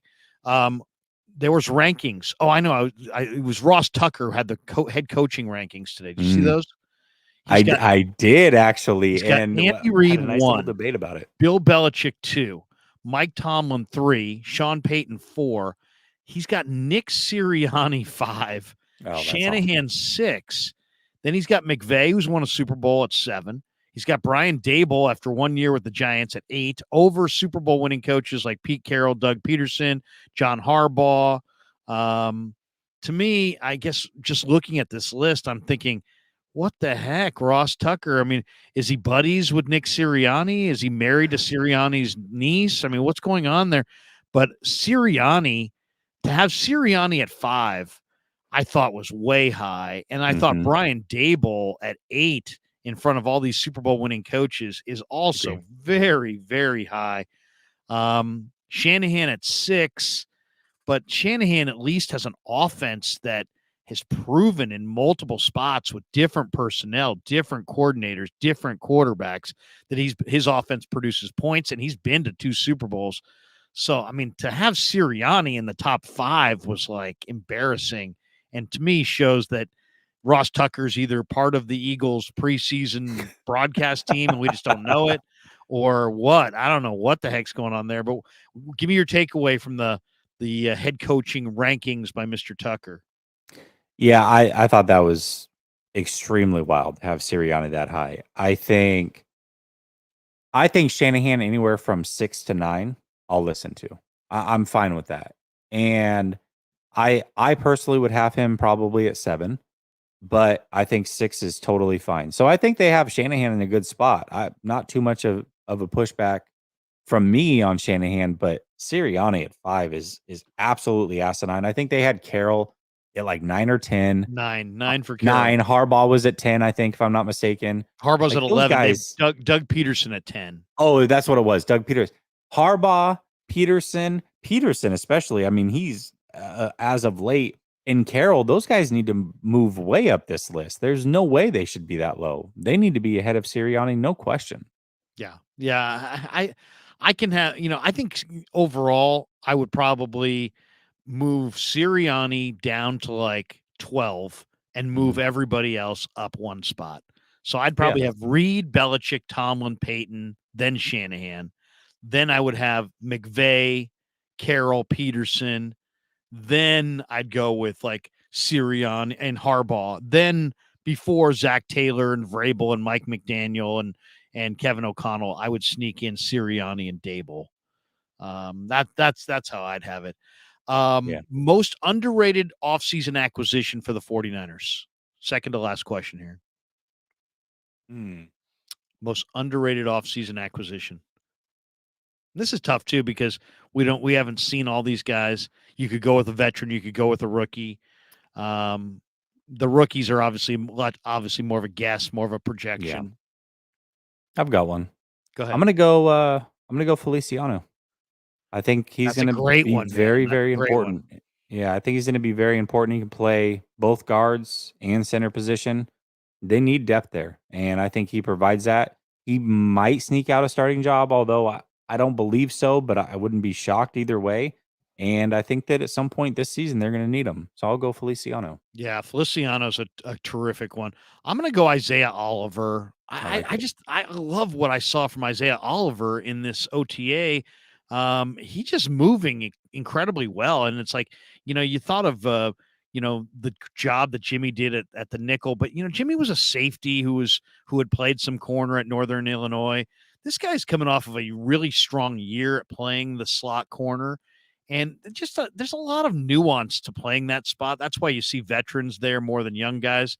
And Oliver is obviously been coached up and he's developed. I mean, he's not the player that he was when he was coming out of Colorado. He's not the corner that we saw that got burned early in his career outside. He is comfortable inside.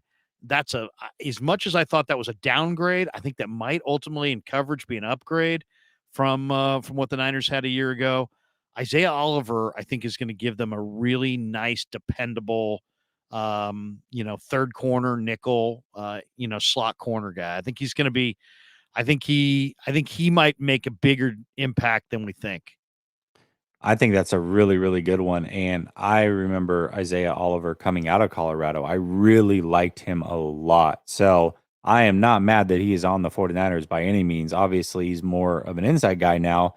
And I think that probably better suits him from what we've seen. I think that's a really, really good choice. Last one here.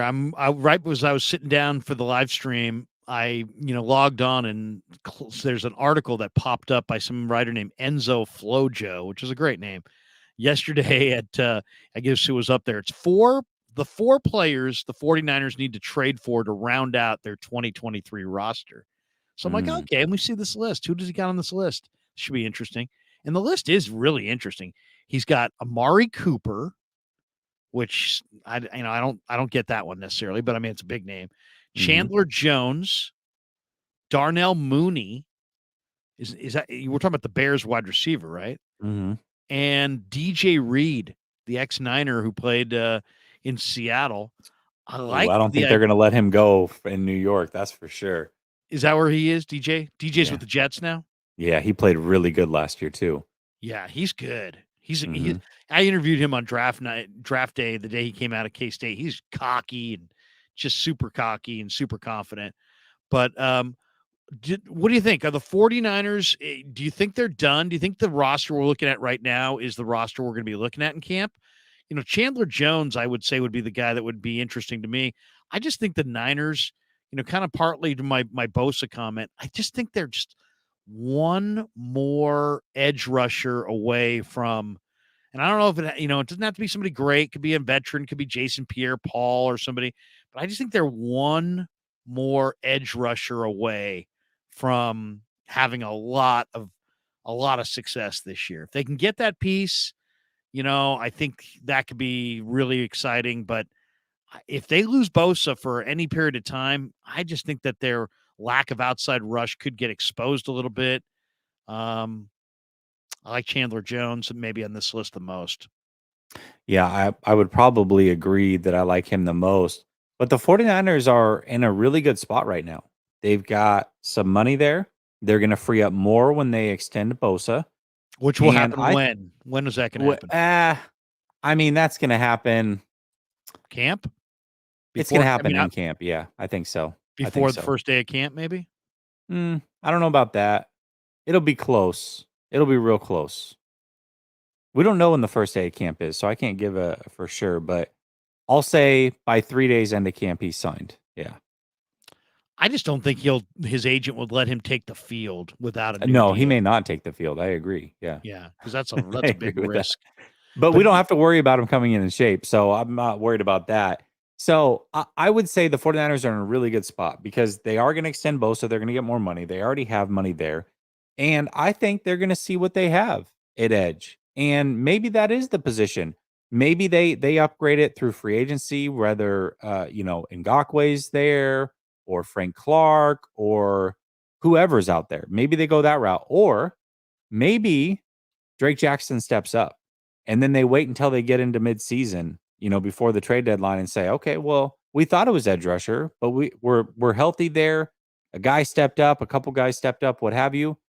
Maybe a corner goes down or an offensive lineman goes down or a receiver or what have you, and the need changes. And now you can go make a lopsided trade where you're bringing in extra money, you're giving a late round pick, and you're using that player to go make a run. So I like that the 49ers right now have cash flexibility to go get a guy at any time, whether it's via trade or free agency. And I think be patient with it. There's no reason to rush this. See what you have, figure it out from there, and wait as long as you can to make that move. But definitely, if you are competing, make that move at some point, anywhere on this roster. I'll tell you this, with Hargrave and Armstead and Bosa, especially with the interior tandem, I think the defensive ends on this team, Bosa, probably Drake, who knows, maybe somebody that we're talking about in a trade. But I think the defensive ends are going to pile up sacks because I think you're going to have Hargrave and Armstead, changing the whole shape of that pocket.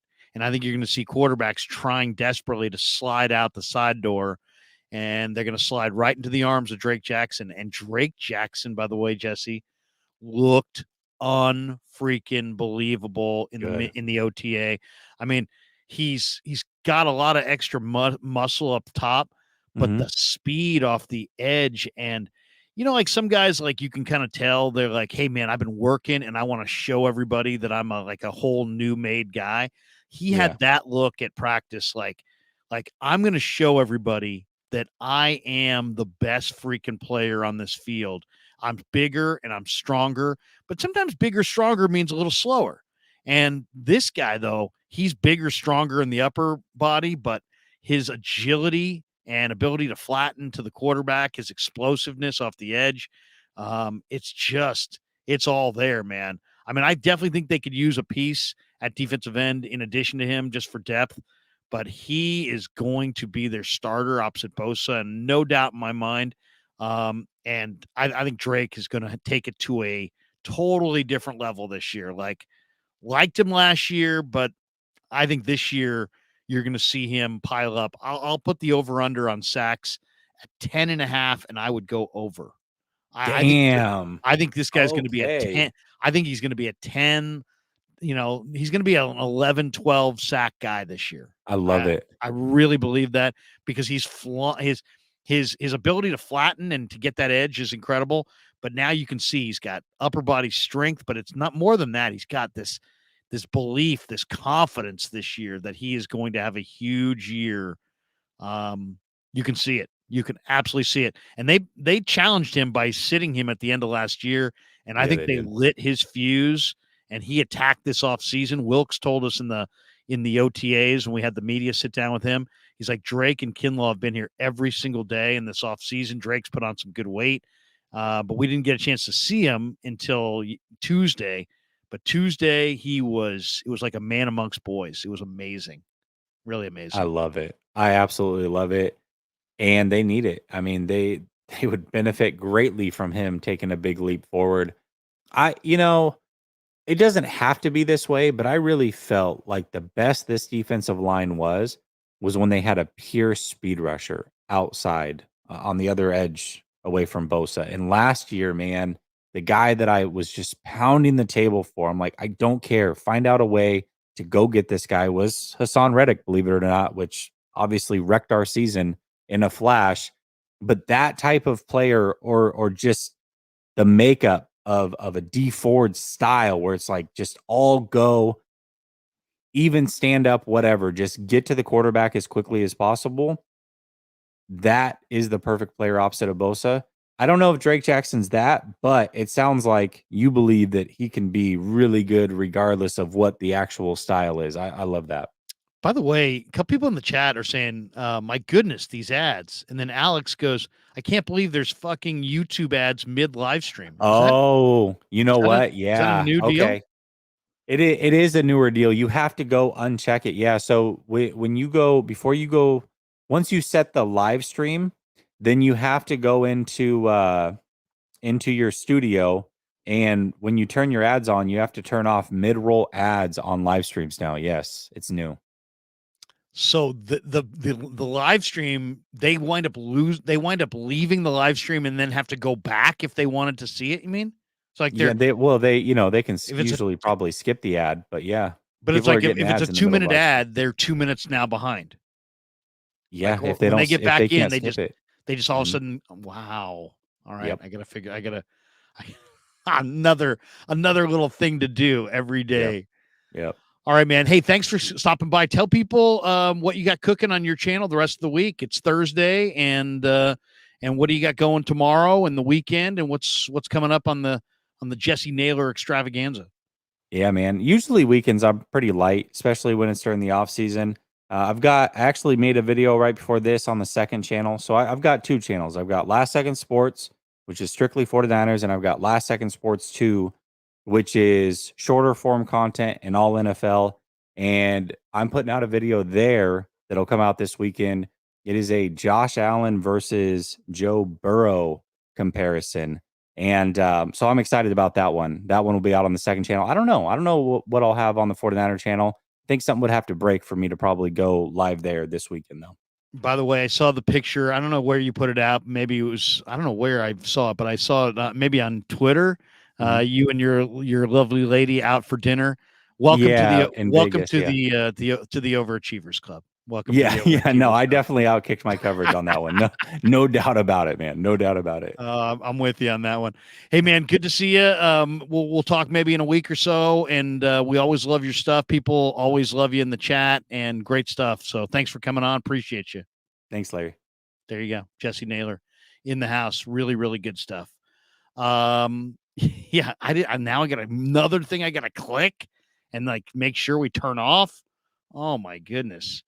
We got Wave versus Cheers, Jesse. There you go.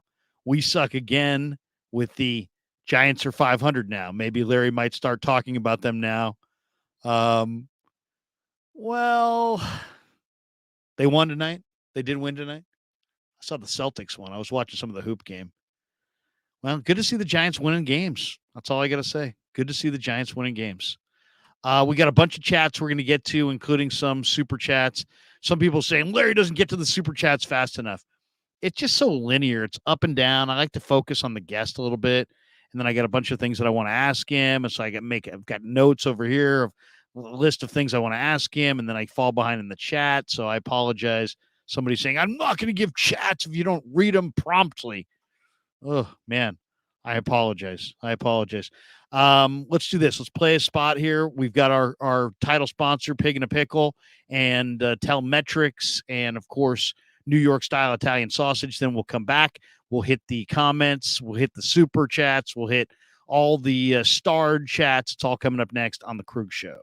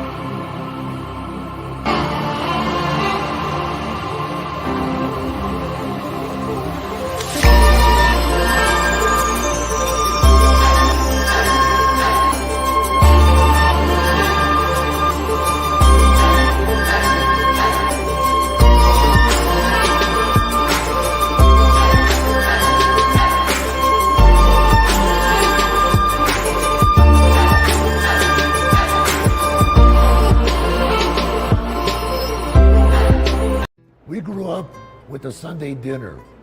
That means no matter how busy you were, no matter where the hell you were, you came to dinner on a Sunday night. Yeah, Sunday dinner without sausage, it's like a church without God. You know, how can you go to church if you don't believe in God? You know, and along with the sausage also became the discussions. That was discussion night. You know, it wasn't a typical family that you sit there and you're quiet, you know, and you don't talk with a mouthful. Oh no, man. Italians talk when they're eating. Italians even talk when they're sleeping. And definitely we talk with our hands. So if we can't express it through our mouth, through our lips, we express it with our hands. So, and that's what sausage is, really. It's an expression, you know, that life is good.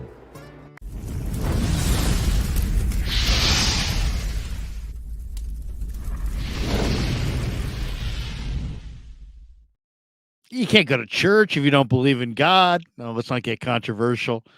There you go. Thank you to all of our sponsors: New York Style Italian Sausage, Telmetrics, and of course Pig and a Pickle. Thanks to all of our sponsors. All right, busy day today. We didn't. By the way, people asking where was Vish. So I did cancel the thing in StreamYard. Vish had to work late, and so I said, "Don't sweat it. We'll do it another night." So Vish was scheduled for 4 o'clock Pacific, but we couldn't get it done. Hopefully we'll get a chance to either visit with him tomorrow, or if not tomorrow, hopefully the next few days. If not the next few days, definitely Tuesday we'll be back in action on the Vish Kumaran channel. So sorry for those of you who are looking forward to Vish. And I did cancel it in StreamYard, but I didn't cancel it in YouTube. And oh man, my kid's like, Dad, you got a bunch of people waiting there. I'm like, oh my God. So I apologize. My goodness. If you were sitting in waiting on me and Vish at 4 o'clock Pacific, 7 o'clock Eastern, I do apologize for making you wait and making you sit. I should have canceled it both in StreamYard and in YouTube. Forgot. Won't happen again. Tomorrow on the Krueg Show, 10 a.m., bright and early, 10 a.m. Pacific, 1 p.m. Eastern. Matt Mayoko stops by. That's right. We're going to talk to Mayoko, who's NBC Sports Bay Area. He's going to be by. We'll get his thoughts on OTAs, on Brock Purdy, on Trey Lance, on the Niners' direction, what he's seen so far. And then at noon, on both his channel and my channel, the great Jack Hammer will be stopping by on a co-branded show. I've never actually done a co-branded show, but it's going to be on his channel and my channel at the same time. So tomorrow, 10 a.m. with Mayoko, noon with the great Jack Hammer. All right. Brash Cat. You lazy, Larry. You lazy. Bobby D. Can't wait for that tomorrow. There you go. Gregus Khan says, LOL, cool. I liked Mayoko when he was at the Press Democrat. Dusty Gold, LK and Matt Mayoko should be good stuff. Oh, yeah, Matty and I go way, way, way back. Elias, 22. We love Mayoko. He's the best. He's the best. Alex Conklin. If Vish has drama, who cares? Let the kid be. I don't think it's drama. I just think, Vish is grown up now. He's got a job. His job takes precedent. Vish, what do you mean? Brother Bob, Larry, you take hours to read your super chats. Not always, but I start off reading them, but then I want to focus on the guest. And I wish StreamYard kind of laid them out there so you could do it in kind of a different pattern, as opposed to you got to chase the chat up, chase the chat down. Now it's that they move the starred ones over for you. Jedi. It's okay to miss live streams for women, Vish. That's it, though. Maybe Vish had a hot date. Hot Thursday night date. MF says Vish grinding. Vish is the man. Vish is the man. Drama. Vish had a date. Dusty Gold. Pasquale commercial a hell of a lot better than those damn YouTube commercials. Oh man, I'm sorry about that. I'll figure that out. We'll make sure we make the I'm glad Jesse knew. See, Jesse knows everything. So he knew. He's like, you got to make a little designation before the show that turns off the midstream ads. So I apologize because, man, that is a pain in the ass, I bet. You're sitting there watching, you're engaged, and all of a sudden, boom. Now you're watching something that you didn't want to be watching. Rocky Mountain Razorback. God says, get this damn New York style Italian sausage. Any market near you. There you go. All right, let me get to the starred chats. We'll work from the bottom up. Didn't see this one. Fish and Chips makes a donation. He says, Jack Coletto could be the three amigos. Yeah, chat. Oh, I got that. So you got Jesse and you got Jack, and then you got Jack Coletto, who's also Jack Hammer. He goes by that. So I get you there, Fish and Chips. That'll be an interesting one, too, to see if Coletto can make the team.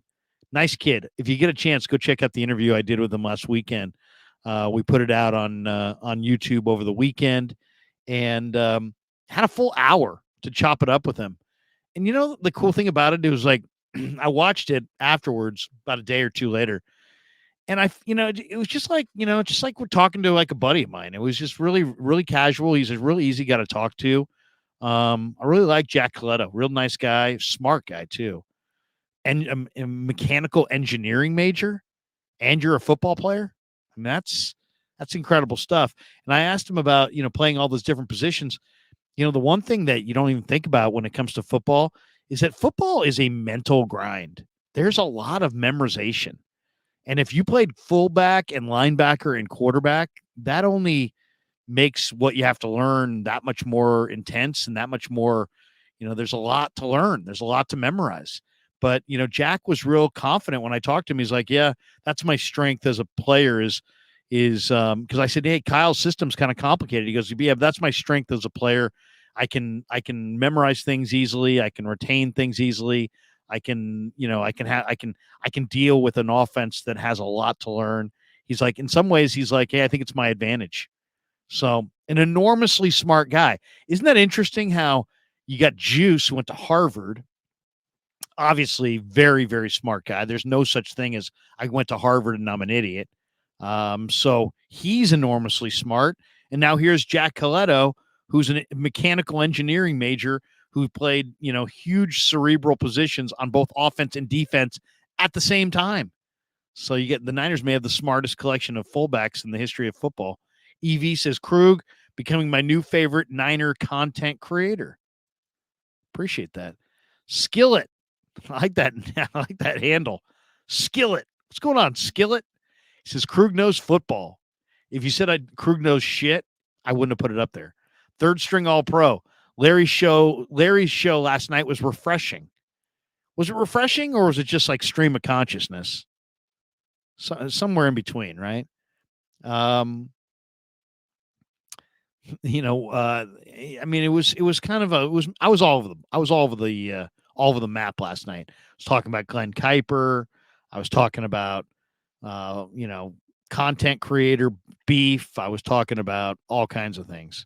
So, we'll try to be a little bit more focused in the future. But, the one thing that I think you guys all deserve to get from any content creator, myself, obviously I'm talking about specifically, but really anybody, is like, this is an intimate enough medium where you deserve, I think, to get everybody's best and most honest approach that they can bring. You know what I mean? I mean, it's like, this isn't television. This isn't radio. This is YouTube. We're all right here. And it's like, you guys deserve honesty and full disclosure. I mean, as far as I'm concerned, I try to bring it for everybody every time. And I just really believe that, you deserve a kind of an unfiltered view, if you will, of my views on sports or my views on the Niners or my views on whatever we're talking about. But you deserve like an unfiltered, honest breakdown. That's just the way I that's my philosophy if I have one. Skillet says, keep being you, Krug. Love it. Hey, that's KRUE, not EU. No, I'm just joking. I mean, it is EU. It is UE, but I'm not that anal about it.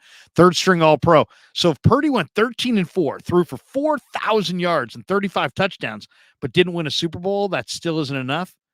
I think that is enough. I think that would be enough.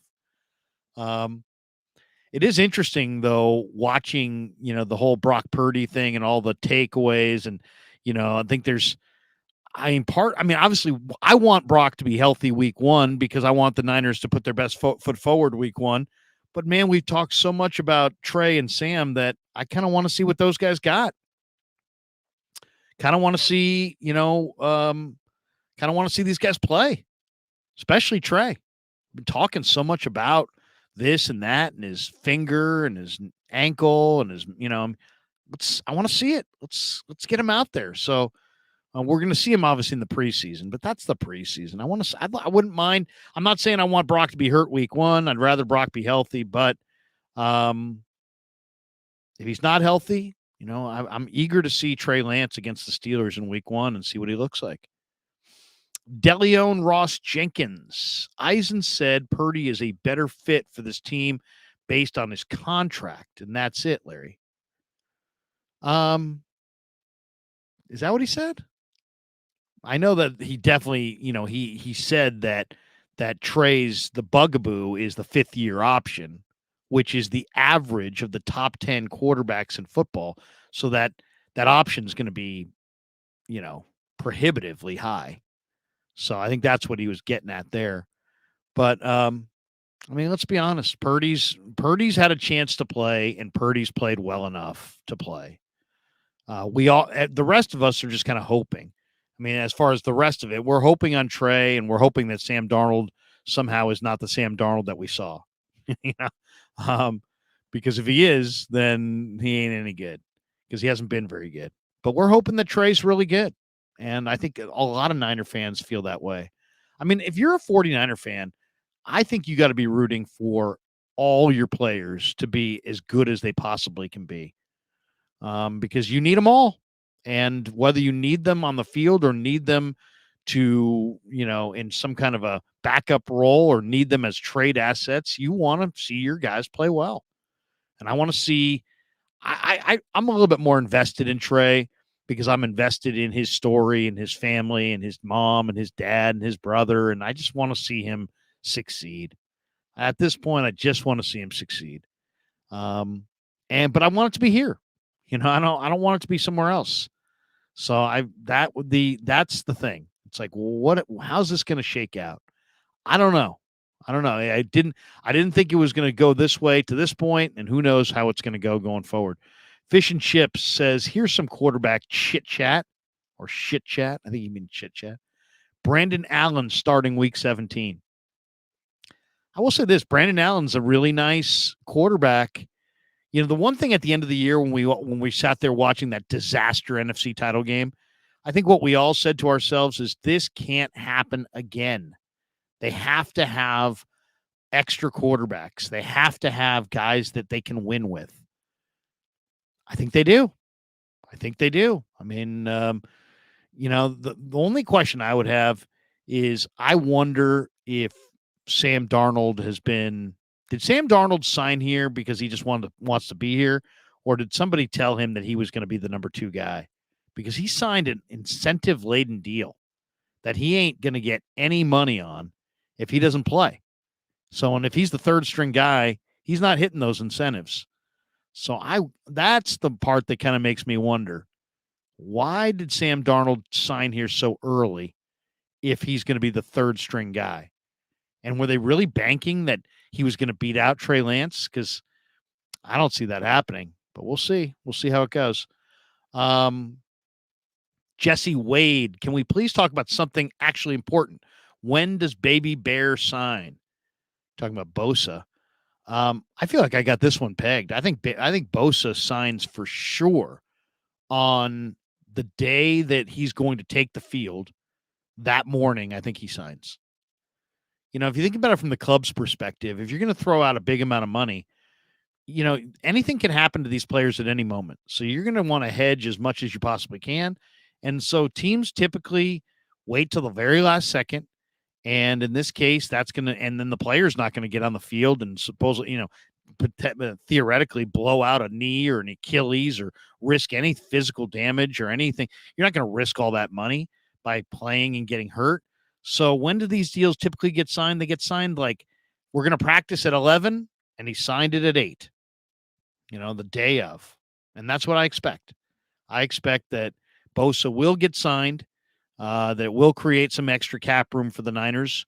It wouldn't shock me if they use that extra cap room to bring in an edge rusher opposite him all in one swoop. But if you said, what day is it going to happen? Go figure out what day is the first day of training camp where he'll be taking the field. That's the day that I think it will happen. Alex Conklin said, Larry, you said you thought I could run a 4.840, but really I'd run a 19-second 20, take a break to catch my breath, and walk the rest of the way. Oh, it's beautiful. Alex, you're a beautiful human being. That's all I got to say about that. Another super chat here from Strider. The Stride Abides Dennis. Strider, the Stride Abides Dennis. Larry, you're the Michael Jordan of 49er content, and not just because you both share a crippling gambling addiction. LOL, joking. Love the show. You're lazy. You're lazy.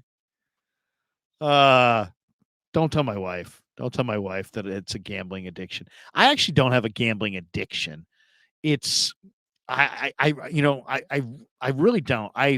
Because it's not. I don't bet a lot of money. I bet really small amounts of money. It's more just like, I like to have a little action, and it's really I don't bet baseball unless I'm in Tahoe. Like when my family and I used to rent a house in Tahoe or go to my buddy's cabin in Tahoe, he let me use it for a week. Um, like my perfect favorite day in the summer when the kids were young is like we would stay at Kings Beach. My buddy Ken Small, love him, great guy. Kenny would let me use his cabin. And so we'd get up in the morning and go down. I'd go down to the casino and, wager on a couple baseball games. Let's say those baseball games would be played at like 4 o'clock Pacific on the Eastern game, 7 o'clock Pacific on the night games. We'd go down. I'd bet like one or two games, maybe a parlay, whatever.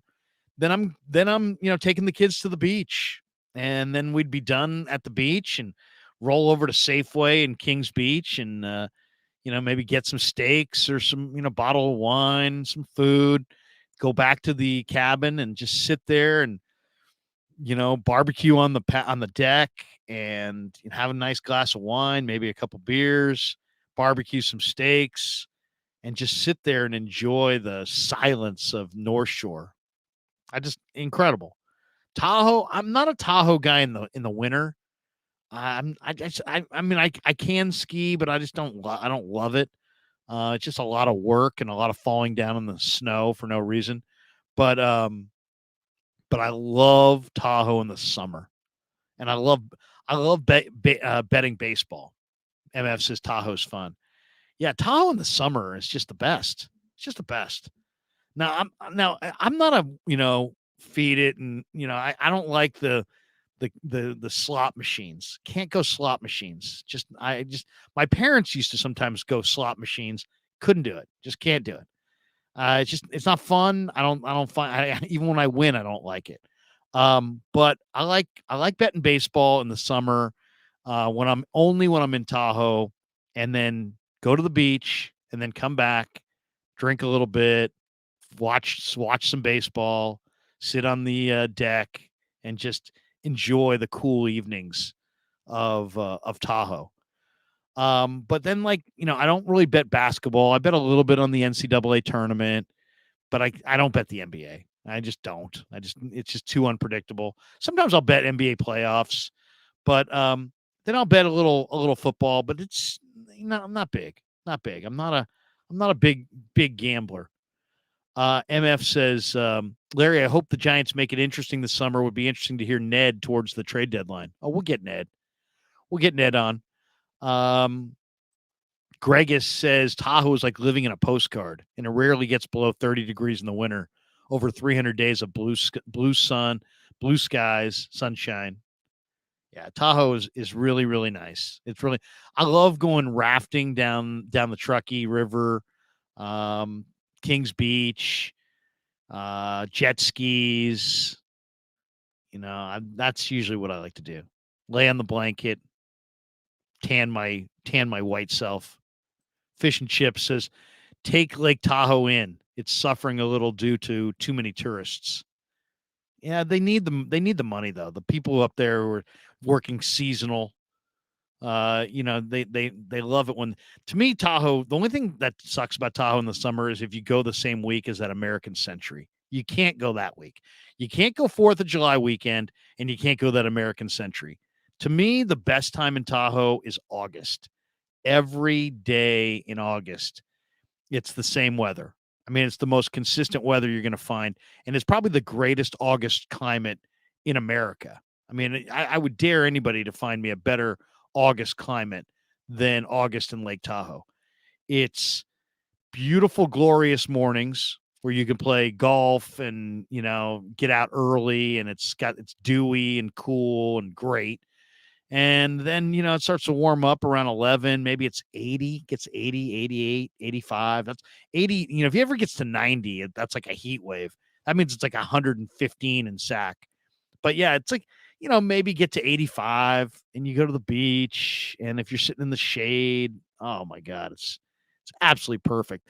Then you get out there. I usually get the truck inner tubes, and float around on the inner tubes, and then of course my kids will knock me over.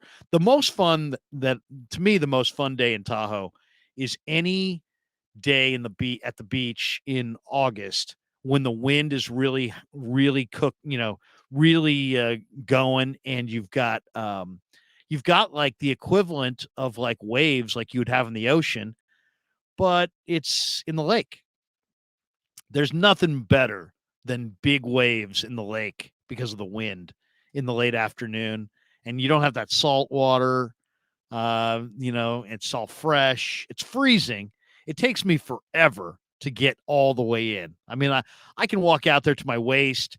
I'll get out there to my mid chest, but man, just to dunk all the way down, shoulders, head, the whole thing going. I mean, it's just, I got to be standing there sometimes I got to be out there for like a half hour before I actually will be like, okay, all right, I can finally get in the water. But then you still see the snow pack up on the top of the hill. I mean, Tahoe's great. And then golf in the summer, you can hit the ball a mile in the altitude, and then it's, the green trees and the blue sky, and you never lose your ball because you can always see that white ball against the blue sky. And if it hits one of those trees, it makes that hollow noise, and you got a 50-50 chance of it kicking back into the fairway. So Fish and Chip says, damn ads. Dusty Gold says, Larry the Lobster. Yeah, Larry the Lobster after being on the beach. Yeah, I got to be real careful. Strider says, Tahoe is beautiful part of the country. Why don't the Niners have training camp there? Probably the altitude. When I worked for the Cardinals, we trained in northern Arizona and Flagstaff, and guys would get nosebleeds in the altitude. I think Flagstaff's way up there. Is Flagstaff higher altitude than Tahoe? It might be. I think it might be. The lake, we got this one from Hadiz Muhammad. Lake is freezing though, Larry. Yeah, it is. It is absolutely. Bobby D439. Ryan is still on Twitter talking about dinking and dunking. Good for him. God bless that guy. MF says, I ran into a bear in Tahoe while I was hiking once. Yeah, I mean, I remember driving to Yosemite one time. We're driving towards like Hetch Hetchy, and a bear came barreling off the hill and fell off the hill and landed on its back and made this big thud right in the middle of the road. Gets on its hind legs, stands up, puts its arms up right in front of the car. We're all like, oh my God. And then like took 2 steps towards us and then sprinted off the side of the cliff.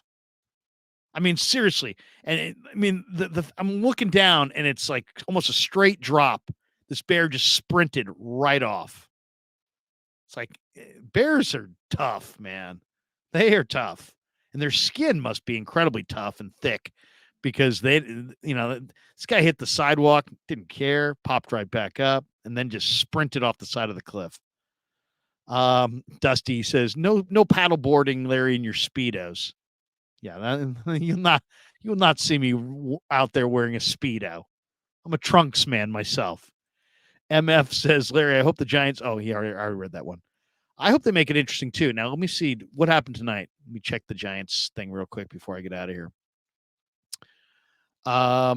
Giants, Dallas beat the Golden Knights. I saw that. Let's see the Giants. I watched the beginning of the game in Milwaukee against the Brewers.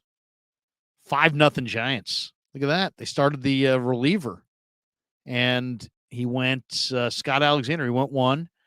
Then Rogers for an inning and a third. Junis went 2 1/3. He shutout ball there. Manaea an inning and a third. Another Rogers comes in. Probably Taylor maybe at the end there. Brebbia with 2 innings.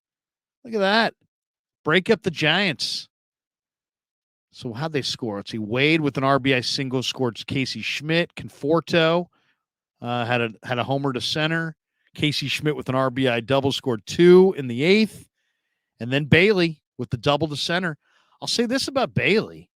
Patrick Bailey is a good defensive catcher. You've heard Logan Webb and others kind of swearing up and down about what a great framer he is. He looks pretty good. Big kid, too. Switch hitter. I like what I saw from Patrick Bailey. That bomb that he hit at Oracle the other day was nice. Casey Schmidt, another 2-hit day. Casey Schmidt's hitting .339. Yeah, the Giants, I mean, the young players are a lot more fun to watch. 3 hits for Lamont Wade. He's hitting .277. Didn't see that coming. I thought Lamont Wade was just a absolute, terrible player after last year. Didn't want to see them go with him. And my Giants connection said, you know what, Krug? Wade was dinged up last year. So you didn't get the full glimpse of Wade. Sure enough, 3 hits tonight, drove in a run, .277, .430 on base. .430 on base for Lamont Wade. Big night for Conforto. Wow, 4 for 4 for Conforto. So there you go. He's only hitting .239. 0 for 5 for J.D. Davis with 4 strikeouts. Rough day at the office for J.D. But good for the Giants, man. They got 3 more in Milwaukee before this series is done. But Giants are back at 500. 10-14 on the road, 4 over at home, 25 wins, 25 losses, 50 games in. All right. I don't think they're a playoff team, but who knows? Who knows? Just, I mean, the one thing about baseball is that you just don't know. You just got to kind of hang around and see where it goes. I'll say this, though. Good for Farhan that he's got some players coming out of the system. I mean, he needed it. He absolutely needed it. So that was huge. Yeah, Giants are in 3rd place. 2 games in front of the Padres. I mean, if you're a Padre fan, you're sitting there going, what the heck? We're going to spend all this money and we're chasing down the Giants at this point. But yeah, that's the situation right now. Giants are in 3rd place in the NL West. Kevin F says, bring in Towney. Let's talk relocation. I get Towney on here. You know how much I love Towney. Towney and I go way back. We got this one from Remix. He says, Danny was laughing at me, that's Dan Coach Emilio, for saying that Lamont Wade is still good. Can't forget that. Don't let Dan laugh at you. MF says, bring up Matos and Harrison. I was in Salt River in March when Matos hit just an absolute bolt out to left, and that guy's got a great arm. Matos, I love watching guys who have great baseball tools, power, speed, and Matos has it all. So can't wait to see him. And then Harrison, is a De La Salle kid from down the street. I'd love to see Harrison up. That would be nice. I mean, the Giants they're not that far away, but they've now promoted some young players, and we didn't see that last year. We're seeing it this year. And if they could just keep this thing rolling, then see, if you say, well, how are they going to get better? They're going to get better by having players come out of their system and then being able to pay one big time free agent. I mean, if you have a 7, 8, farm system players come out of the system, guess what? That means on the 26-man roster, you only need to, fill, 15, 16, 17 spots. And if you're in that situation, maybe you could pay Shohei Ohtani $60 million a year or $70 million a year, whatever it's going to take to get him. But that's what I'd love to see. I'd love to see them surround Shohei Ohtani with a lot. Go get Shohei as your headliner. Go get him to attract all the casuals. And then go with the kids and keep promoting the kids. That would be nice. You get the one headliner and you get a bunch of young kids who can do some things and man some spots and put together a lineup. Fish and Chips says Larry loves to chop it up. I do.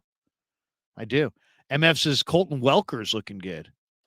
He's not up though, right? He's in the minors. So, but yeah, Colton Welker. And when I saw that name last year, when they signed him, I was like, wow, Colton Welker was a hot prospect with the Rockies. He's not old, and guy hits a lot of doubles. So not surprised at all that he's swinging it. Isn't it so Giants though? They get a one guy bust through, and he's playing third base. J.D. Davis is already swinging it. VR was already there, but now he had to be farmed out. Schmidt's now playing out of position because he plays third base.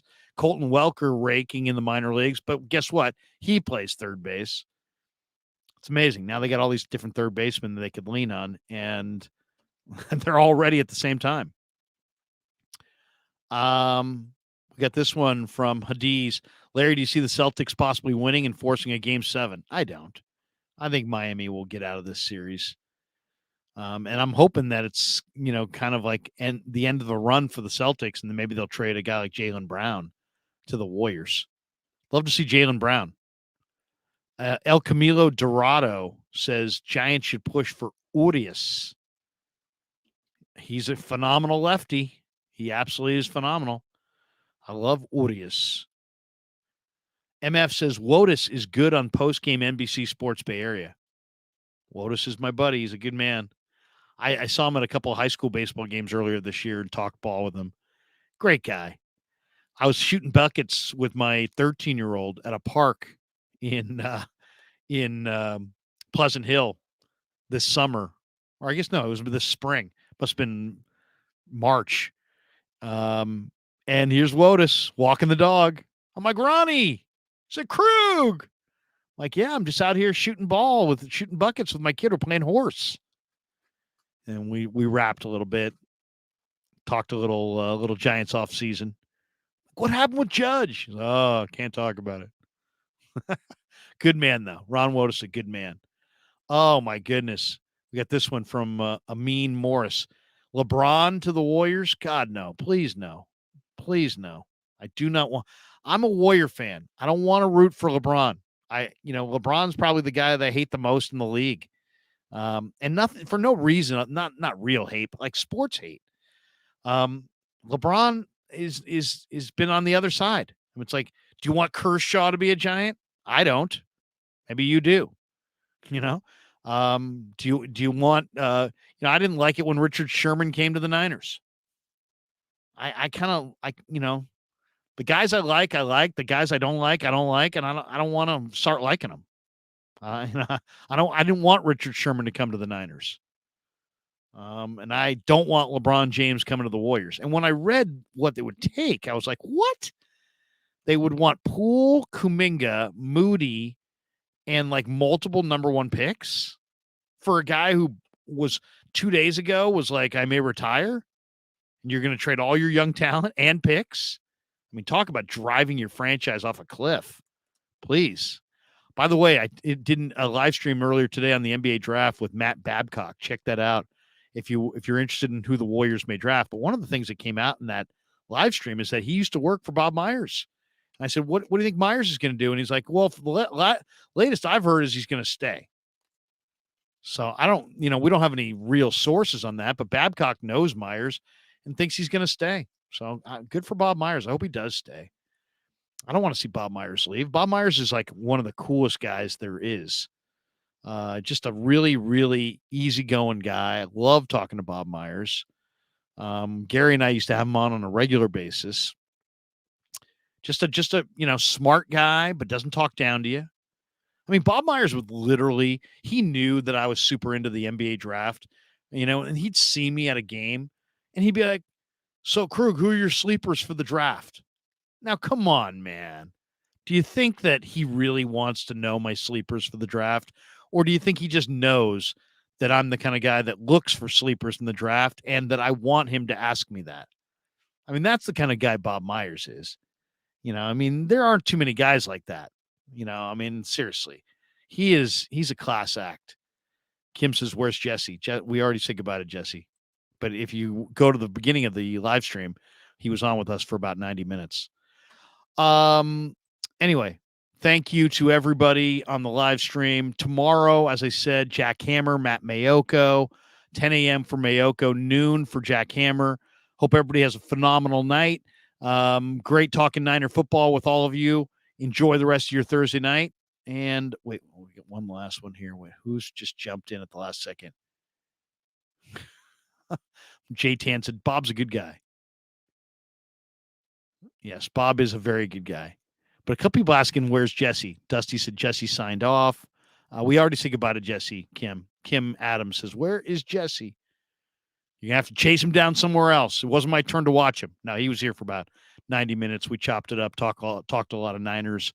I'll say this. I love my live streams with Jesse because the one thing, I mean, Jesse and I don't always agree, but he's, it always remains civil. It never gets to that, we always find a way to kind of talk it out. It doesn't seem like it ever gets to a point where we're disagreeing so vociferously that we're at each other. So anyway, thanks to all of you for supporting us. Thanks for, oh, by the way, let's check where we're at on the channel, because we always do at the end of the show. By the way, if you want a Krueg Show t-shirt, just let me know. I've got a bunch of them, size large, XL, double XL, and a couple more triple XLs. I got one of those saved for my brother, my older brother. Got the triple XL. He's about 6'6", about 250. So he's going to want one of the triple XLs. But yeah, on the channel, we are at, oh, look at that. We're over 18,200 now. We're 18,235 subs. Wow. Wow. This thing just keeps growing and growing and growing. So if you've yet to hit like and subscribe, please do. If you hit like, that just helps the algorithm, help more people kind of find our shows and that kind of thing. I promise you all that I will make sure that I click the button that says the, no commercials in the middle of the streams. We'll make sure we do that. Dusty says, did Rob ever get back to you, Larry? Which Rob? Am I losing it? Who are we talking about? Throw me another one in there. MF says, I miss Gary. I know. We got to get G-Rat on. Did Rob ever get back to me? Rob who, Dusty? Let me know before we get out of here. But 822,000 views of our content in the last 4 weeks alone. We're approaching 1 million views in the month. I mean, that is just unfreaking believable. That's really amazing. And, 133,000 watch hours in the last 28 days. But yeah, hit like, that helps the algorithm. Hit subscribe, and every time we go live, you'll get a little alert on your phone saying, hey, Krueg's going live right now, and you can check it out or just ignore it. But yeah, hit like and subscribe. We really appreciate every single one. Kim says, I'll take an extra large. Yeah, if anybody wants a Krueg Show shirt, I just sent out 6 yesterday to different people who wanted them. I've ordered like 250, so I still have a bunch. Large XL, double XL, triple XL. They're $25 plus $10 to ship. Someone says Rob Shoe. I don't know Rob Shoe. I think you may be confusing me with Grant. Though I do like when Grant's had Rob Shoe on. And I don't know anything about Rob Shoe, but I really like him. So maybe I should get to know him and have him on. I like some of the live streams that Grant has done with Rob Shoe. I'll tell you the other guy that I really love listening to Grant with is Lowell. Somebody suggested to me, hey, well, you should get Lowell on sometime. Lowell's a good man, and we've had a unique relationship through the years where we've sparred, but now we're all over that, and we got great mutual respect for one another. And I don't know. Sometimes it takes a while sometimes through tragedy, you see or feel people's humanity.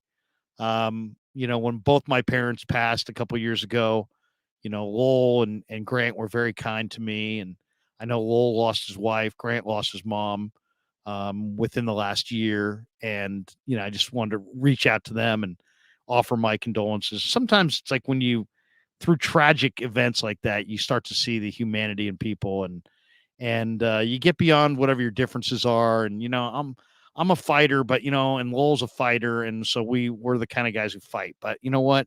I love Lowell, And I was telling Grant the other day at practice, I'm like, dude, I watched a stream the other night of you and your dad, and I just stumbled on it. I thought I was going to watch it for like 5 minutes. I wound up watching the whole damn thing.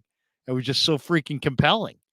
And they were talking about how there's this new technology that college kids can basically just have papers written for them. It's like, hey, I need a paper on George Washington. Boom. Just go hit a button. All of a sudden, you've got a paper that you didn't write that you can submit. And Lowell's like, if I was a teacher, I'd have them do oral exams. And I was like, oh, my God, that is so spot on. That's such a great answer. But no, I really enjoy Lowell and Grant. Is he saying Rob Stats Guerrera? I did have Rob on. And you know what? I've been watching more of his stuff. I didn't know much about him, but I've been watching more of his stuff in the last few weeks, and I like it. I really do. And I don't always agree with him either, but I like it. I like his content. It's like that's kind of the cool thing about the content creator category. You start to watch people you'd never knew anything about or ever watched before. And you're going to decide you don't like some of them, but then you're also going to decide you like some of them. And Stats is one of the guys that I really like. I like some of the things he says. I kind of like his approach. I don't always agree, but you know what? I don't need to agree with everybody I watch. I disagree with a lot of people that I watch regularly. To me, it's all just about, do you expand my horizons? Do you make me think? Do you challenge me to think about what I'm saying and maybe alter it because of what you're saying? And that's, to me, that's what I like, is like, I like watching a live stream with people that are smart. I like smart people. Like I watched Grant with Vish the other day. I really enjoyed it because both those guys are smart. They're interesting. And, it's good stuff. It's good stuff. It's amazing how much more there is now on YouTube than just television. Like I can't find hardly anything I want to watch on television, but if I get on YouTube, all of a sudden I'm there. I go over, I'm watching Frank's channel. I walk over, I'm watching Danny's channel. I'm watching Baller's channel. I'm watching Vish's channel. I go watch Stats. I'm watching Grant. I'm watching Jesse. It's cool. It's cool. MF says Dieter is chopping it up on the KMBR live stream right now. There you go. Big Dietz. Good man. Good man. Just saw him at camp the other day. Good guy. Dietz is a good guy. Kevin F says Grant and Vish, the dynamic duo with their contrasting views. Yeah. Drama says Lombardi is not my cup of tea. I hear that. I hear that. He's more information driven, but I'm the one who gave Dave his first break. Well, I don't know if he would agree with that, but he was working for the Bootleg, which is a Stanford. He went to Stanford. He was working for the Bootleg, which was a Stanford publication covering Stanford. I was doing Stanford pregame and on KMBR 1050, and I started reading some of his articles, and then I reached out to him, and he introduced himself to me, and then I said, "Hey, man, why don't you join me for a little Stanford pregame?" And he knew so much about it. It was awesome. And then, I think his career took off from there. I mean, he was on KMBR regularly with me on the Stanford pregame. And then he started getting invited on in different things. Then I think after that, somehow he wound up covering the Niners. But Dave's a good guy. We're different, right? He puts out more information. I feel like I'm going to be a little bit more opinion based, but, to each their own. I got great respect for Dave. All right, that's going to do it for us. Now I'm just talking. All right, have a great night, everybody. See you tomorrow on the Krueg Show. Peace. Yeah, never met a man I've been scared of. Careful, you gon' get exactly what you asked for. Here for whatever you bring me, getting handled. I answer to no one, I don't need to have.